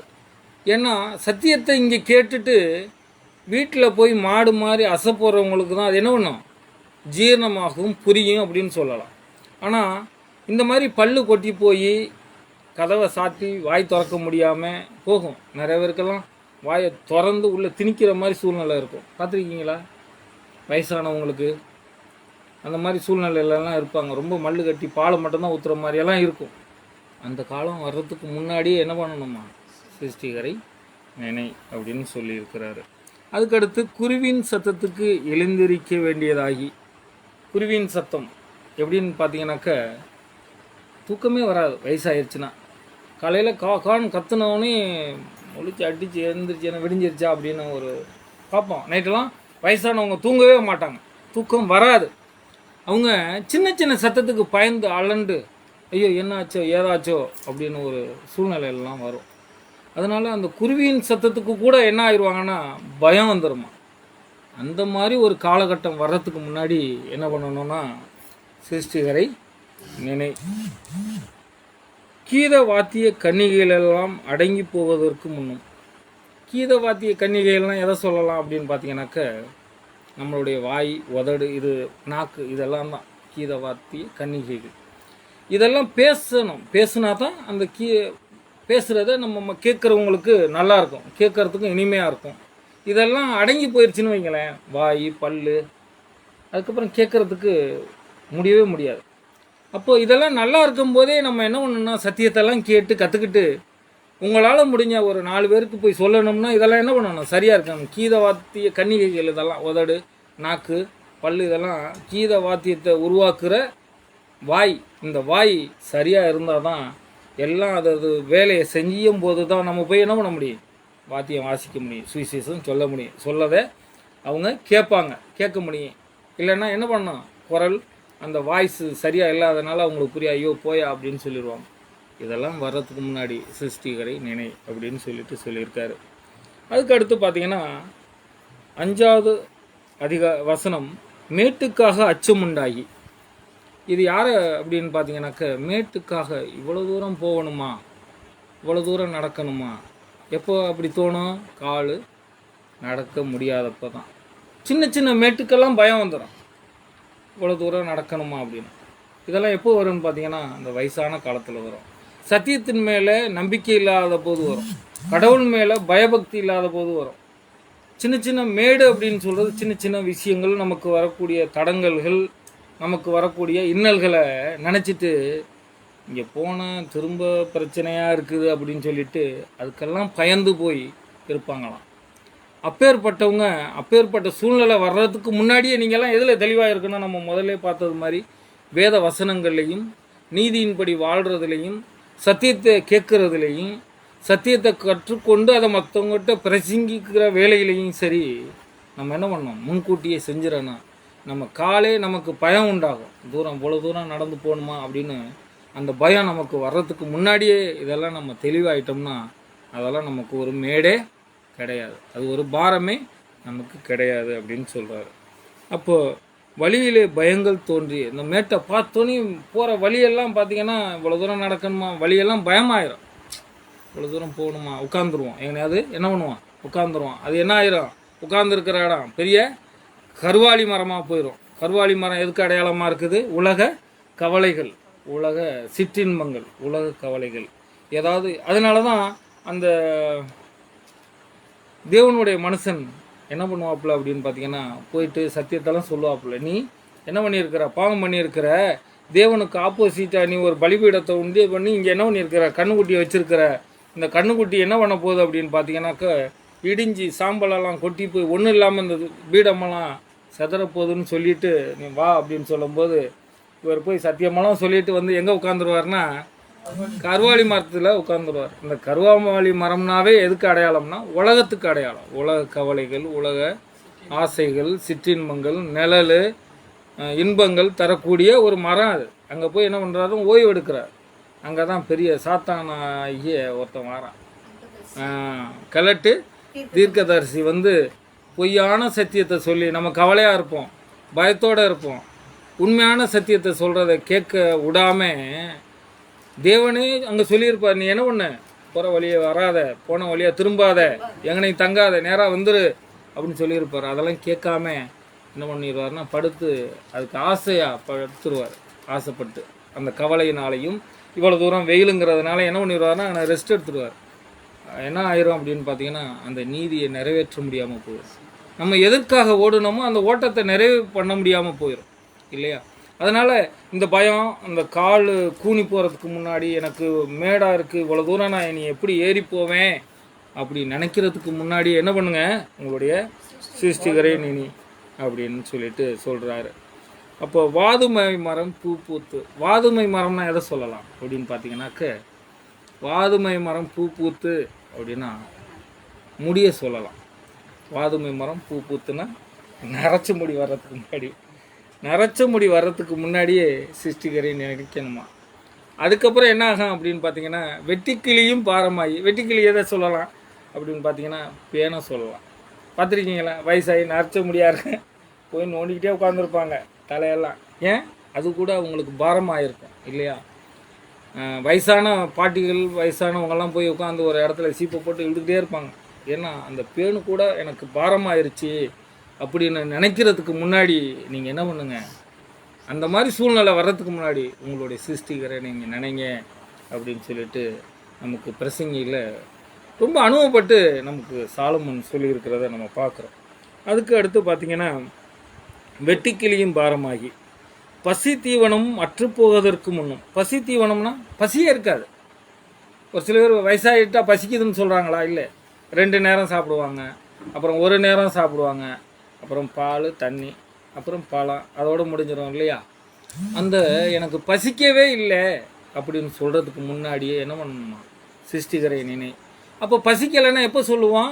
தேவனுடைய வார்த்தையும் சத்தியத்தையும் கேட்கறதுக்கு உங்களுக்கு பசியே இருக்காது இல்லையா? அந்த மாதிரி சூழ்நிலையில் இருந்தாலும் ரொம்ப கஷ்டம். சத்தியத்தை கேட்கணுங்கிற பசி நம்மக்கிட்ட இருக்கணும்னு சொல்கிறார் இங்கே. நமக்கு என்ன ஆவிக்குரிய விளக்கம் அதில் சொல்கிறாருன்னா, பசி இருக்கணும். பசி எப்படி இருக்கணும்னா, சத்தியத்தின் மேலே அதிகமான பசி இருக்கணும். சாப்பாடு தின்னுன்னா கூட பசி அடங்கிடும். ஆனால் சத்தியத்தின் மீது அதிக தாகமும் அதிக இயக்கமும் இருந்தால் தான் பசி வரும். அதனால் எனக்கு போதும் அப்படிங்கிற மனநிலைமைக்கு வரக்கூடாது எனக்கு அப்படின்னு சொல்லிட்டு இங்கே சொல்கிறாரு. அந்த மாதிரி போதும்னு சொல்கிற சூழ்நிலைக்கு நம்மளும் வந்துடக்கூடாது அப்படின்னு சொல்கிறாரு. அந்த மாதிரி சூழ்நிலை வர்றதுக்கு முன்னாடியே என்ன பண்ணணுமா, சிருஷ்டிகரை நினைக்கணும். நிறைய பேர் உட்காரவே முடியாது. பார்த்தீங்கன்னா நெளிக்க ஆரம்பிச்சிருவாங்க. சத்தியத்தை கேட்டு கேட்டு இப்படியே உடம்பெல்லாம் நெளிக்க ஆரம்பிச்சிருவாங்க. ஏன்னா அந்த பசி அடங்கிருச்சுன்னு அர்த்தம். பசி அடங்கிருச்சுன்னா எனக்கு போதுமையான்ட்டு வெறுப்புணர்ச்சி வர்றதுக்கு முன்னாடியே சிருஷ்டிகரை நினைங்க. வெறுப்பு உணர்வு போதுங்க ஏன் போட்டு அறுக்கிறேன்னு சொல்கிறதுக்கு முன்னாடியே சிருஷ்டிகரை நினை அப்படின்னு இங்கே சொல்கிறார் இல்லையா? அதுக்கடுத்து பார்த்தீங்கன்னாக்க, பசி தீவனமும் அற்று போவதற்கு முன்னா மனுஷன் தன் நித்திய வீட்டுக்கு போகிறதினாலே துக்கம் கொண்டாடுகிறவர் வீதியிலே திரிகிறதற்கு முன்னும், தெரியாததற்கு முன்னும். அதாவது மனுஷன் நித்திய வீட்டுக்கு போகிறதுனாலே, யார் நித்திய வீட்டுக்குன்னா வீட்டில் சாவு நம்ம ஊரில் எங்கேயாவது நடக்கும், பார்த்துருப்பீங்க. அப்போ அதுக்காக துக்கம் கொண்டாடுகிறவர் வீதியிலே தெரியாததற்கு முன்னும் இல்லையா? அப்போது நம்மளும் சரி, மற்றவங்க செத்துட்டாலும் சரி, அதுக்காக அழுது புலம்புகிறவர்கள் திரிகிறதுக்கு முன்னாடியே சிருஷ்டிகரை நினைக்குமா. இப்போ நமக்கு என்ன பாடம் அப்படின்னு பார்த்தீங்கன்னாக்க, நித்திய வீடு, நித்திய ஜீவன் பெற்றுக்கணுமா, அட்வான்ஸாக பெற்றுக்கொண்டு நம்மளை அதை எதை நோக்கி வளர்க்கணும்னா சாகாமைக்குரிய ஜீவனாக மாற்றணும். நித்திய ஜீவனை எங்கே அடைகிறோம் அப்படின்னு பார்த்தீங்கன்னா ஞானஸ்தானத்தில் பெற்றுக்கொள்கிறோம். அதை கொஞ்சம் கொஞ்சமாக டெவலப் பண்ணி கொண்டு போய் எங்கே கொண்டு போய் சேர்க்கணுன்னா சாகாமைக்குரிய ஜீவனில் கொண்டு போய் விடணும். அப்போ விடுறதுக்கு முன்னாடியே நம்ம என்ன பண்ணணும், இந்த சிருஷ்டிகரையெல்லாம் நினைக்கணும், சிருஷ்டிகரை நம்ம நினைக்கணும் அப்படின்னு சொல்லிட்டு சொல்கிறாரு. அப்போ நித்திய வீட்டுக்கு போகிறதுனாலே, அதனால தான் வசனம் என்ன சொல்லுதுன்னா, நீங்கள் பர்த்டே கொண்டாடுற வீட்டுக்கு நீங்கள் போகாதீங்க. எங்கே போங்க, அப்படி சொல்லலை, சும்மா சொல்கிறேன். சந்தோஷமான வீட்டுக்கு நீங்கள் போகாதீங்க. எங்கே போங்க, துக்க வீட்டுக்கு போங்க. அங்கே போனால் தான் நம்முடைய எதிர்காலம் என்னங்கிறது நமக்கு புரியும். புரிகிறதுனால நம்ம என்ன பண்ணுவோம், அட்வான்ஸாக இன்னும் என்னென்ன விஷயங்கள் தேவனுக்கு பிரியமாக நடந்துக்க முடியுமோ அதெல்லாம் என்ன பண்ணுவோம், மாற்றிக்குவோமா இல்லையா. அங்கே அழுகிறதையும் அழுது புலம்புறதையும் பார்க்கும்போது உண்மையிலே நமக்கு ஒரு ஆறுதலோ இல்லை மன தேறுதலோ பாவத்தின் மீது பயமோ நமக்கு அங்கே உருவாகுதா இல்லையா. அதனால தான் அங்கே அப்படி சொல்கிறாரு. அதுக்கடுத்து 6வது வசனம் பார்த்தீங்கன்னாக்க, வெள்ளி கயிறு கட்டு விட்டு பொற்கினி நசுங்கி ஊற்றின் அருகே சால் உடைத்து துறவண்டையிலே உருளை நொறுங்கி. இது கொஞ்சம் வித்தியாசமாக இருக்கும். இது என்னன்னு பார்த்தீங்கன்னாக்க, வெள்ளிக்கயிறு கட்டுவிட்டு அப்படின்னா, வெள்ளிக்கயிறு எதை சொல்லலான்னா, நம்ம உடம்புல ஓடுது பார்த்திங்களா நரம்பு, இது எல்லாமே வெள்ளிக்கயிறு தான். உடம்புல எங்கெங்கே நரம்பு ஓடுதோ அது எல்லாமே வெள்ளிக்கயிறு தான். அது கட்டு விடுது அப்படின்னு சொல்லி பார்த்துருப்பீங்க. கட்டு விடுறதுன்னா நரம்பு தளர்ச்சின்னு சொல்லுவோம். அந்த நரம்பு தளர்ச்சி வர்றதுக்கு முன்னாடி என்ன பண்ணணுமா, உன் சிருஷ்டிகரை நினை. அதுக்கப்புறம் நம்ம என்னதான் நினைச்சாலும் வாய்ப்பு இல்லை ராஜான்னு சொல்லிடுவாங்க இல்லையா. அப்போது டைம் இருக்கும்போதே என்ன பண்ணணும்னா நம்ம சிருஷ்டிகரை நினைக்கணும் அப்படின்னு சொல்லிட்டு சொல்கிறார். அப்போது வெள்ளிக்கயிறுங்கிறது வாழ்க்கைங்கிறது அந்த நரம்பு. அந்த வாழ்க்கை இருக்கும்போதே நரம்பு தளர்ச்சிங்கிற விஷயம் வர்றதுக்கு முன்னாடியே நம்ம சிருஷ்டிகரை நினைக்கணும் அப்படின்னு சொல்லிட்டார். அப்போ பொற்கினி அப்படின்னு பார்த்தீங்கன்னாக்க எதை சொல்லுது அப்படின்னு பார்த்தீங்கன்னா, ஹார்ட்டை தான் இங்கே பொற்கினின்னு சொல்கிறார் சாலமன். பொற்கிண்ணி இது வெளியேறப்பட்ட ரத்தமாகிய ரத்தத்தை என்ன பண்ணியிருக்குன்னா அந்த பொற்கிண்ணி தாங்கி இருக்குது உள்ள. இந்த பொற்கிண்ணி என்ன பண்ணும் அப்படின்னு பார்த்தீங்கன்னாக்கா, ரத்தத்தை எல்லா இடத்துக்கும் சீராக அது கொண்டு போகுதுன்னு பார்க்குறோம். அதனால தான் அது அந்த பொற்கிண்ணி அப்படிங்கிறது எலும்பு கூட்டுக்குள்ளே முக்கியமான இடத்துல அதை வச்சிருக்கிறார் தேவன். அப்போது இந்த பொற்கிண்ணி நசுங்கி அப்படின்னா, பொற்கிண்ணி டேமேஜ் ஆகி போகிறதுக்கு முன்னாடி, இரத்த கொதிப்பு வர்றதுக்கு முன்னாடி சிருஷ்டிகரை நினைன்னு சொல்கிறாரு. அதுக்கு அடுத்து சால் உடைத்து. சால் அப்படின்னா எதை சொல்கிறாரு அப்படின்னு பார்த்தீங்கன்னாக்கா, நுரையீரல் சுற்றியுள்ள சூழ்நிலையிலிருந்து ஜீவனுக்குள்ளாக இழுக்கிறது. சால்னா நுரையீரலை சுற்றி ஒரு லேயர் மாதிரி ஒரு இது இருக்கும். அப்போ அந்த சால் உடைத்து அப்படின்னா அந்த நுரையீரல் கெட்டுப்போகிறதுக்கு முன்னாடி நம்ம என்ன பண்ணணும்னா சிருஷ்டிகரை நினைக்கணும் அப்படின்னு சொல்கிறாரு. அதுக்கு அடுத்து பார்த்தீங்கன்னா, துறவண்டையிலே உருளை நொறுங்கி அப்படின்னா, உருளை அப்படின்னா இருதயம்னு பார்க்குறோம். அப்போ அந்த இருதயம் நொறுங்கிறதுக்கு முன்னாடி, அந்த வேலை செய்யலை அப்படின்னு சொல்கிறதுக்கு முன்னாடி, இருதயம் கொஞ்சம் ப்ரெஷர் அதிகமாகிடுச்சு, ப்ரெஷர் எனக்கு கம்மியாக இருக்குது அப்படின்னு சொல்கிறதுக்கு முன்னாடியே என்ன பண்ணணுமா, நம்மளுடைய சிருஷ்டிகரை நினை அப்படின்னு சொல்கிறார். அதுக்கடுத்து 7வது என்ன அப்படின்னு பார்த்தீங்கன்னா, இவ்விதமாய் மண்ணானது தான் முன்னிருந்த பூமிக்கு திரும்பி ஆவி தன்னை தந்த தேவனிடத்திற்கும் மறுபடியும் போகாததற்கு முன்னும் அவரை உன் வாலிப பிரயாணத்திலே நினை. அதாவது என்ன சொல்கிறாருன்னா, இவ்விதமாய் நம்ம எங்கேருந்து எடுக்கப்பட்டோம்னா மண்ணிலேருந்து தான் எடுக்கப்பட்டோம். மண்ணிலேருந்து எடுத்த நம்ம முன்னிருந்த பூமிக்கு திரும்புறதுக்கு முன்னாடியே நம்ம சிருஷ்டிகரை நினைக்கணும். ஆவி தன்னை தேவனிடத்திற்கு மறுபடியும் போகிறதுக்கு முன்னும், ஆவி யாரு கொடுத்தா, நம்ம நாசியில் யார் சுவாச காற்றை ஊதுனாரான்னா தேவன் ஊதுனாரு. அவர்கிட்டே நம்ம சுவாச காற்று போகிறதுக்கு முன்னாடி மறுபடியும் மண்ணுக்கு நம்மளுடைய உடல் போகிறதுக்கு முன்னாடி நம்ம வாலிப பிரயாத்தில் என்ன பண்ணணுமா? சிருஷ்டிகரை நினைக்கணும் அப்படின்னு சொல்கிறாரு. இதெல்லாம் இந்த பாடமெல்லாம் நமக்கு எப்படி சொல்லி கொடுக்குறாருன்னா, நம்மளுடைய உடம்புலேருந்து இருக்கக்கூடிய எல்லா விஷயங்களையும் நமக்கு சொல்லி கொடுக்குறார். அப்போ வாலிபம்ங்கிறது எதை சொல்லுதுன்னா வயசை சொல்லலை அப்படிங்கிறதையும் பார்த்தோம். அப்போது இந்த வாலிப வயசுங்கிறது கேட்கக்கூடிய அந்த திறன், கேட்குற திறன் இருக்கும்போதே நம்ம என்னென்ன கேட்கணுமோ அதெல்லாம் கேட்டுக்கணும். காது செவிடானதுக்கப்புறமும் என்ன பண்ண முடியாது, அங்கே கேட்க முடியாது, கேட்குறதுக்கு மனசும் இருக்காது.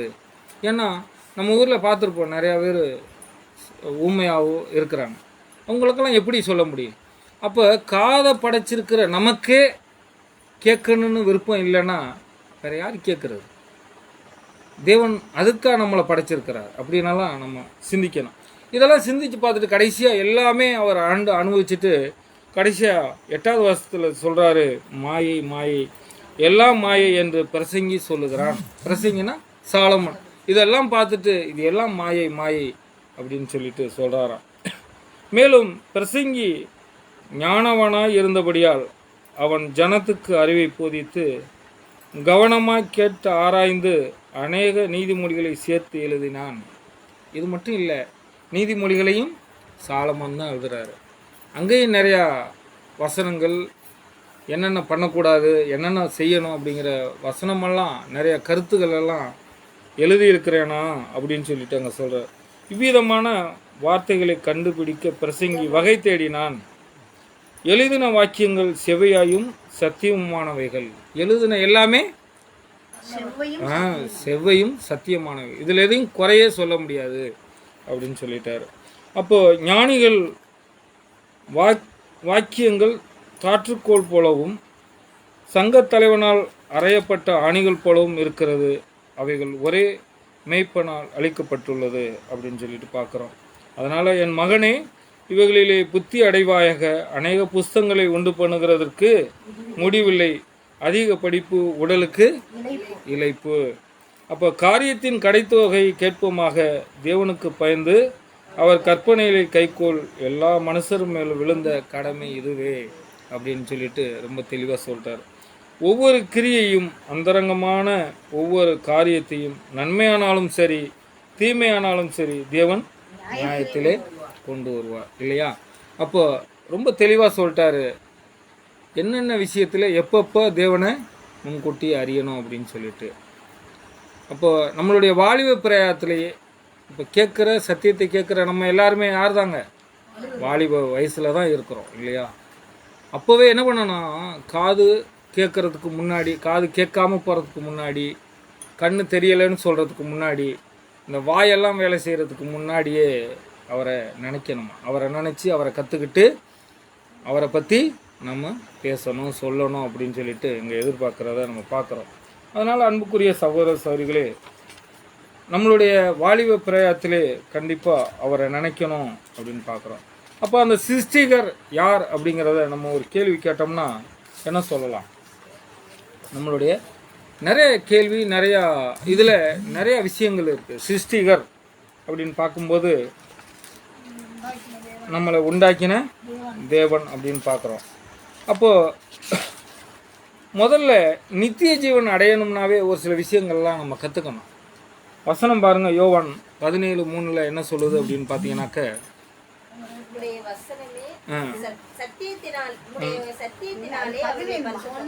இல்லை 17:3 ஒன்றான மெய்தேவனையும் உம்மையும் குமாரனையும் அறிகிறது. இப்போ நமக்குள்ள ஒரு கேள்வி கேட்டுக்கலாம். என்ன கேள்வினா, பிதாவை பற்றி நமக்கு தெரியுமா, ஏதாவது சொல்ல முடியுமா அப்படின்னு. இப்போ ஆண்டவரை பற்றி ஏதாவது தெரியுமா அப்படின்னு ஒரு கேள்வி கேட்டோம்னாக்க என்னென்னு நம்ம சிந்திக்கணும். அதுக்கு ஈக்குவலாக இன்னொரு வசனம் இருக்குது பாருங்கள், நீதிமொழிகள் 30:4. நீதிமொழிகள் 30ஆம் அதிகாரம் 4ஆம் வசனம். வானத்துக்கு ஏறி இறங்கினவர் யார்? காற்றை தமது கைப்பிடிகளில் அடக்கினவர் யார்? தண்ணீர்களை வஸ்திரத்தினாலே கட்டினவர் யார்? பூமியின் எல்லைகளெல்லாம் ஸ்தாபித்தவர் யார்? அவருடைய நாமம் என்ன? அவர் குமாரனுடைய நாமம் என்ன? அவருடைய நாமம் என்ன? அவருடைய குமாரனுடைய நாமம் என்ன? அதை அறிவாயோ? இதை நீ அறிவாயோ? நம்ம என்ன பண்ண போறோம்னா அடுத்த வாரம் இதெல்லாம் நம்ம அறிஞ்சிக்க போகிறோம் இல்லையா? அதனால் கண்டிப்பாக எல்லாரும் அடுத்த வாரம் கண்டிப்பாக வரணும். அது மட்டும் இல்லாமல் நித்திய ஜீவனை அடையணும்னாவே பிதாவையும் குமாரனையும் அறியணும் இல்லையா? அதனால தான் நித்திய ஜீவன். நித்திய ஜீவனை நம்ம என்ன பண்ண போகிறோம்? சாகாமை அழியாமைக்குரிய ஜீவனை மாற்ற போகிறோம் இல்லையா? அதனால் அடுத்த வாரம் யார் சிருஷ்டிகர், நம்மளுடைய சிருஷ்டிகர் யார் அப்படிங்கிறத நம்ம ஆராய்ச்சி பண்ண போகிறோம். பொறுமையோடு கேட்ட நாம் அனைவரையும் தேவன் தாமே ஆசீர்வதிப்பாராங்க.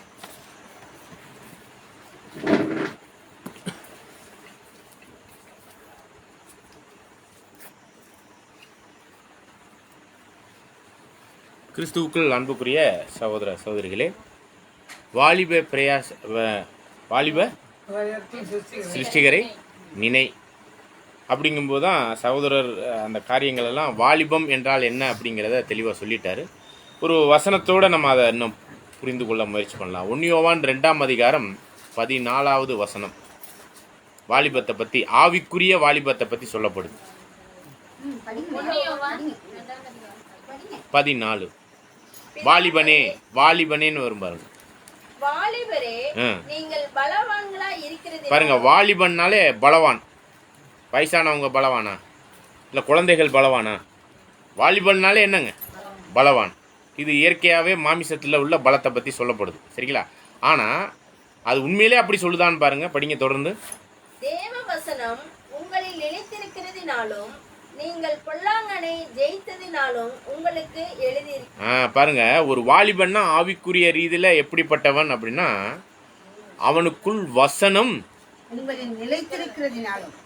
வாலிபன்னா வசனத்தை தெளிவா படிச்சது மட்டும் இல்லை, படித்து புரிந்து கொண்ட அந்த நிலைத்திருத்தலுக்குரிய ஒரு விஷயத்த சொல்லப்படுது. சரிங்களா? நம்ம நிறைய வசனம் படிச்சுட்டு வரோம். ஏதாச்சும் புரிஞ்சிருச்சா? புரியலை. புரிஞ்சாதான் அதில் நிலைச்சிருக்க முடியும். நிறையா விஷயம் நம்மளுக்கு அடையாள பாஷையில், தீர்க்க தரிசனத்தில், ஓமையில், இது மாதிரியான விஷயங்கள் எல்லாம் புரிந்து கொண்ட அந்த தன்மைக்கு தான் ஆவிக்குரிய ரீதியில் என்னன்னு சொல்லப்படுது?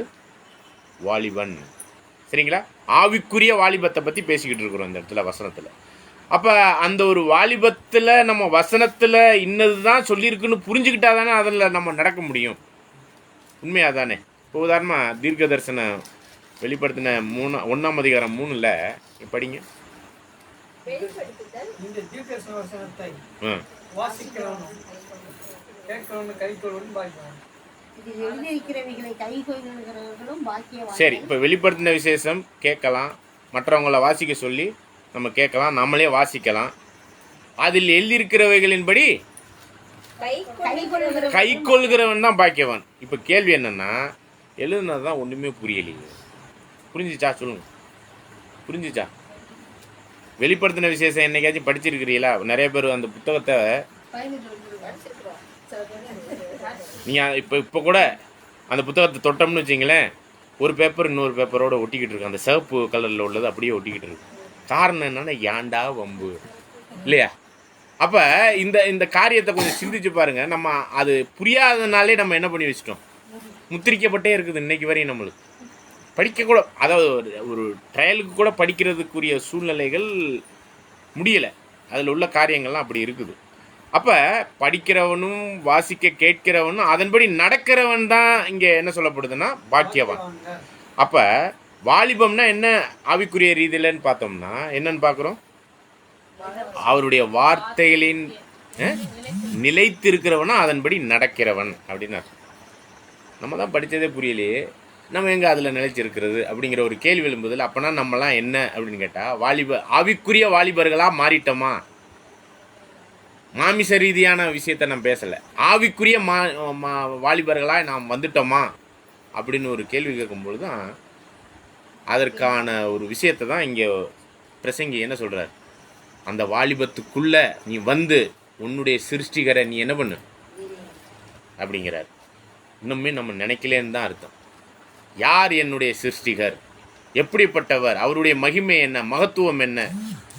நம்மளுக்கு ஆதியை பற்றி தெரியும். ஆதிக்கு முன்னாடி இருந்த காரியங்களை பற்றி தெரியுமா? ஆதினா என்னங்க? ஆரம்பம். அனாதினா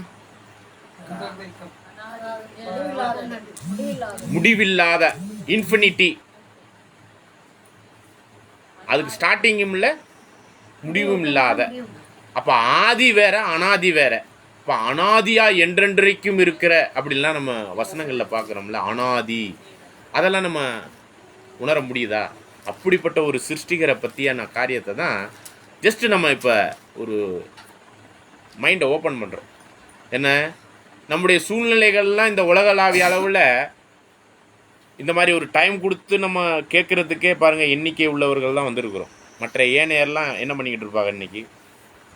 இந்த டயத்தில் என்ன பண்ணிக்கிட்டு இருப்பாங்கன்னு சொல்லுங்கள். நாடகம் பார்த்துக்கிட்டு இருப்பாங்க. இப்போ பேராவணி போயிட்டு வரேன், ஒரு 2-3 டீ கடை ஃபுல்லாக அங்கே 100 பேர் நிற்கிறாங்க. அங்கே கதை அடிச்சுக்கிட்டு பேசிக்கிட்டு இருக்கிறாங்க. சரிங்களா? பாருங்கள், அவங்கவுங்க வேலையை பார்த்துக்கிட்டு இருக்கிறாங்க. இதில் சொல்லப்பட்ட அந்த வசனங்கள், பிரசங்கியில் சொல்லப்பட்ட அந்த வசனங்கள்லாம் நம்ம வாழ்க்கையில் நடக்கும்போது நம்ம நினைக்காம போயிட்டோமேங்கிற ஒரு ஏக்கம் நிச்சயமாக நம்மளுக்குள்ளே வருமா வராதுங்க.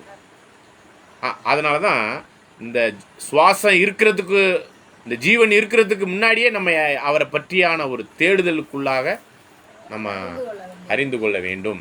அப்படிப்பட்ட அறிவு தான் நினைக்க ஆரம்பித்து, இது என்னடா இப்படி ஒன்று இருக்குதே அப்படிங்கிறத நினைக்க ஆரம்பித்து அதற்கான அறிவுக்குள்ளே போகக்கூடிய ஒரு விஷயத்தை தான் நம்ம சகோதரர் கேள்வியை எழுப்பினார்.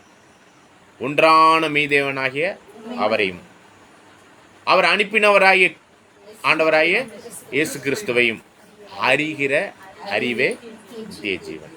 இப்போ கேள்வி என்னன்னா, நம்முடைய ஆண்டவராகிய ஏசப்பா,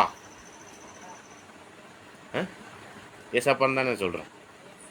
இயேசுவா சகோதரனா? இப்போ கேள்வி என்னன்னா, நம்ம முழு கிறிஸ்தவமா அவரை எப்படி கூப்பிட்டுக்கிட்டு இருக்கிறோம்? ஏசப்பான்னு தானே கூப்பிடுறோம். பைபிளில் ஒரே ஒரு வசனம் காமிங்க. சரி, அப்ப நம்ம அப்பா யாரு?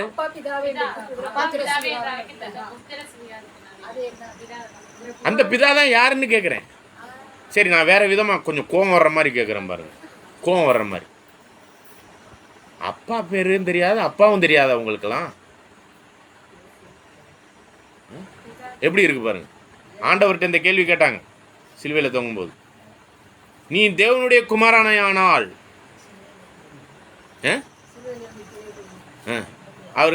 அவர் தன்னுடைய அப்பாவை பற்றி அங்கே ஏதாச்சும் சொன்னாரா? அப்பா அப்பா அப்பா அப்பான்னு எப்போ பார்த்தாலும் சொல்லிக்கிட்டு இருப்பார். சரிங்களா? சிலுவையில் தொங்கும்போது அதான் பிதா அப்பா அப்படிங்கிறத சொல்கிறாரு. என்ன ஒரு விஷயம்னா, நம்மள்கிட்ட அந்த கேள்வி கேட்டால் எப்படி இருக்குன்னு தெரியுங்களா? நீ உன் அப்பன் அப்படின்னு சொல்லி சொன்னோம்னா எப்படி இருக்கும்? அப்படிதான் அந்த கேள்வி கேட்டாங்க அந்த பரிசேயர்களும் பிரதான ஆசாரியர்களும். அந்த என்ன கேட்டுங்க, நீ அப்பா அப்பான்னு சொல்றியே, நீ தேவனுடைய குமாரனானால் உன்னுடைய தேவன் சொல்ற அவரை வந்து பிதான்னு சொல்றியே, இறங்கி வா பார்ப்போம். இந்த கேள்வி நம்மளை கேட்டு பாருங்க. நீ அப்படின்னு சொல்லிட்டு நம்மளை கேட்டு பாருங்க, நம்மளுக்கு எவ்வளோ கோவம் வரும்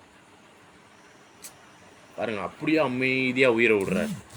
அப்போ இந்த விஷயத்தெல்லாம் நம்ம தெளிவாக புரிந்து கொள்ள வேண்டி இருக்குது. நம்முடைய சிருஷ்டிகர் யார்? சரிங்களா? நம்முடைய ஆண்டவர் சிருஷ்டிகரா? ஆண்டவரா இயேசு கிறிஸ்து சிருஷ்டிகரா? அவர் மட்டும்தான் சிருஷ்டிகரா? பிதாவாகிய தேவன் மட்டும்தான் சிருஷ்டிகரா? அப்போ பாருங்க, மூணாவது பரிசுத்த ஆவிங்கிற ஒரு நபர் இருக்கிறாரே, அவர் சிருஷ்டிகரா? ஏன்னா ஆதியில் போய் பார்க்கும்போது எப்படி இருக்குதுங்க, பரிசுத்த தேவனுடைய ஆவி அசைவாடி கொண்டிருந்தது. அப்போ அங்கே அந்த பரிசுத்த ஆவி ஆனவர் அப்படிங்கிற ஒரு சிருஷ்டிகரா? இப்போ நீங்கள் அதே ஆதியாகமம் 1ஆம் அதிகாரம் 26வது வசனத்தை வாசிச்சு பாருங்க.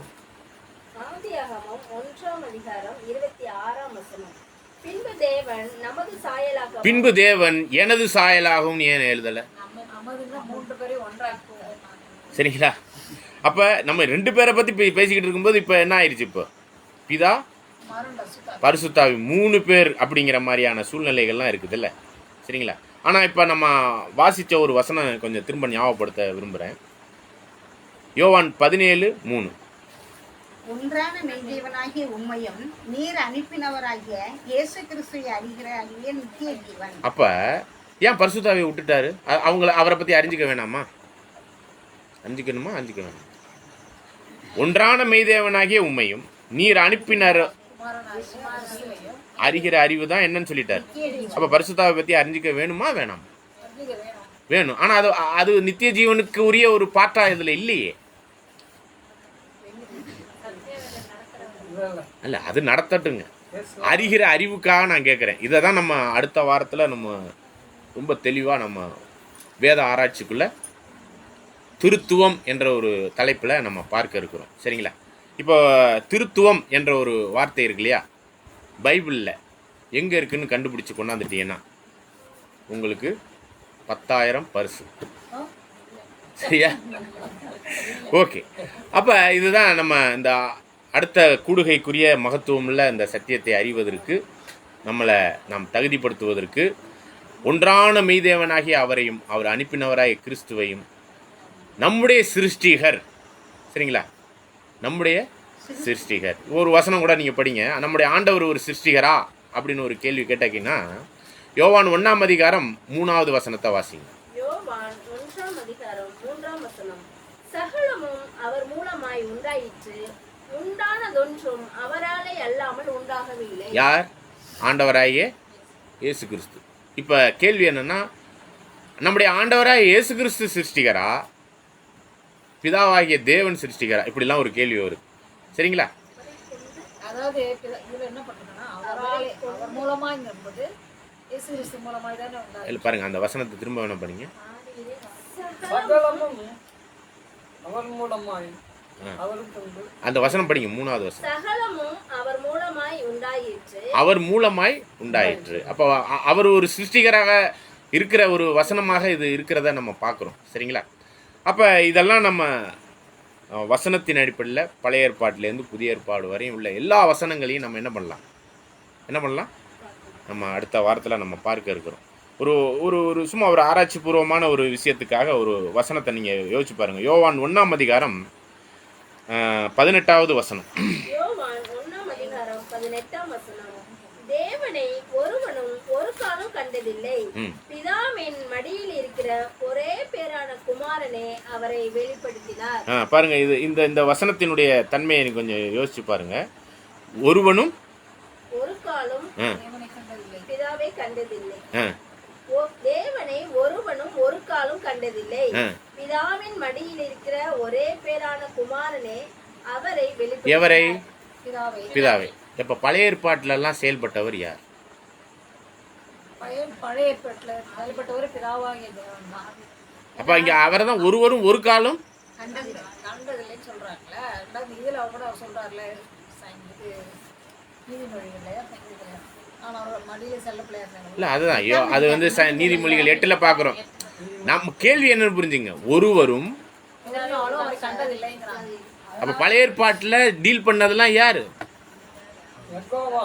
இல்ல, யெகோவா என்ற நாமத்தில் அறியப்பட்டேன்னு சொல்லப்படுறாங்க. அப்ப யெகோவா என்னும் நாமத்துல அறியப்பட்டேன்னு சொல்லப்படுது.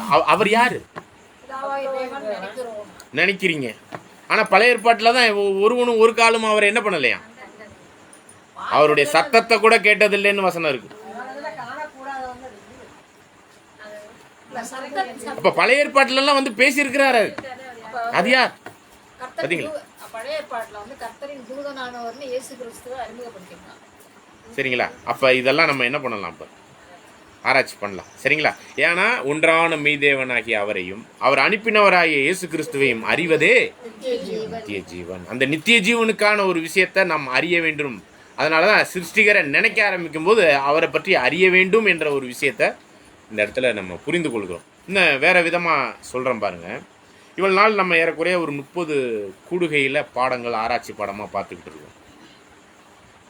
அநேக விஷயத்தை நம்ம புரிந்திருப்போம். வேதத்தை எப்படி படிக்கிறதுலேருந்து ஆரம்பிச்சு நிறைய ஆழமான காரியங்கள்லாம் மற்றவர்களை காட்டிலும் நிறைய தெளிவுக்குள்ள வந்திருப்போம். நம்ம அடுத்த வாரத்தில் பார்க்க போற அந்த ஒரு பாடம் இருக்கு இல்லையா, அதற்காக தான் இவ்வளோ அஸ்திவாரமே போட்டிருக்கோம். நாங்கள் முதல் கூடுகையிலே இதை பற்றி நாங்கள் பேசியிருக்க முடியும். ஆனால் இதெல்லாம் அந்த அஸ்திவாரத்தை போடலைன்னா அந்த ஒரு விஷயத்துக்குள்ளாக போக முடியாது. இப்போ பாருங்கள், நம்ம இந்த மனுஷகுமாரன் அப்படிங்கிற ஒரு தன்மைக்குரிய ஒரு விஷயங்கள்லாம் பார்க்குறோம் இல்லையா, அதெல்லாம் நம்ம பார்த்து புரிந்து கொள்வதற்கு அப்பாற்பட்ட ஒரு சில விஷயங்கள்லாம் வேதத்திலேருந்து தான் நம்ம பார்க்குறோம். ஆகவே இந்த மாதிரியான விஷயங்கள் எல்லாம் நான் தெளிவாக அறிந்து புரிந்து அறிய வேண்டிய அறிவின்படி நம்முடைய தேவனையும் அவருடைய ஒரே பேரான குமாரனை அறிவது நித்திய ஜீவன் சொல்லிருக்கு. நம்ம அதை அசட்டை பண்ணாமல் இதே வேதத்தை ஆராய்ந்து பாருங்கள், அவைகள்னால் உங்களுக்கு என்ன இருக்குது? அப்போ பிதாவையும் குமாரனையும் அறிகிற அறிவு நித்திய ஜீவன். அது எதில் தான் ஆராய்ச்சி பண்ணி பார்க்கணும்? எதில் தான் ஆராய்ச்சி பண்ணி பார்க்கணும்? வேதத்தில். சரிங்களா? அதே வேதத்தில் நீங்கள் அடுத்த வாரம் 10,000 ரூபாய் பரிசு வாங்குறவங்க யாருன்னு பார்க்க போகிறோம். சரிங்களா? என்ன பார்க்க போகிறோம்? அடுத்த வாரம் என்ன கண்டுபிடிச்சு கொண்டாட போறீங்க? அந்த வார்த்தை திருத்துவம் என்ற ஒரு வார்த்தையை கண்டுபிடிச்சு கொடுத்தீங்கன்னா நிச்சயமா அதெல்லாம் பார்க்க தானே போகிறோம். இப்போ இதுக்கு இன்னும் ஒரு 3 மணி நேரம் எனக்கு இன்னைக்கு கொடுங்க, நான் எல்லாத்தையும் உட்காந்து முடிச்சுட்டு போயிடலாம். அதனால அடுத்த வாரம் அதுக்காக டைம் கொடுக்குவோம். சரிங்களா? ஓகே. தேவன் தாமே கிருபையோடு நம்மளை ஆசீர்வதிப்பாராக. ஆமென். இந்த ஒரு கூடுகைக்கு நிறைவாக நம்முடைய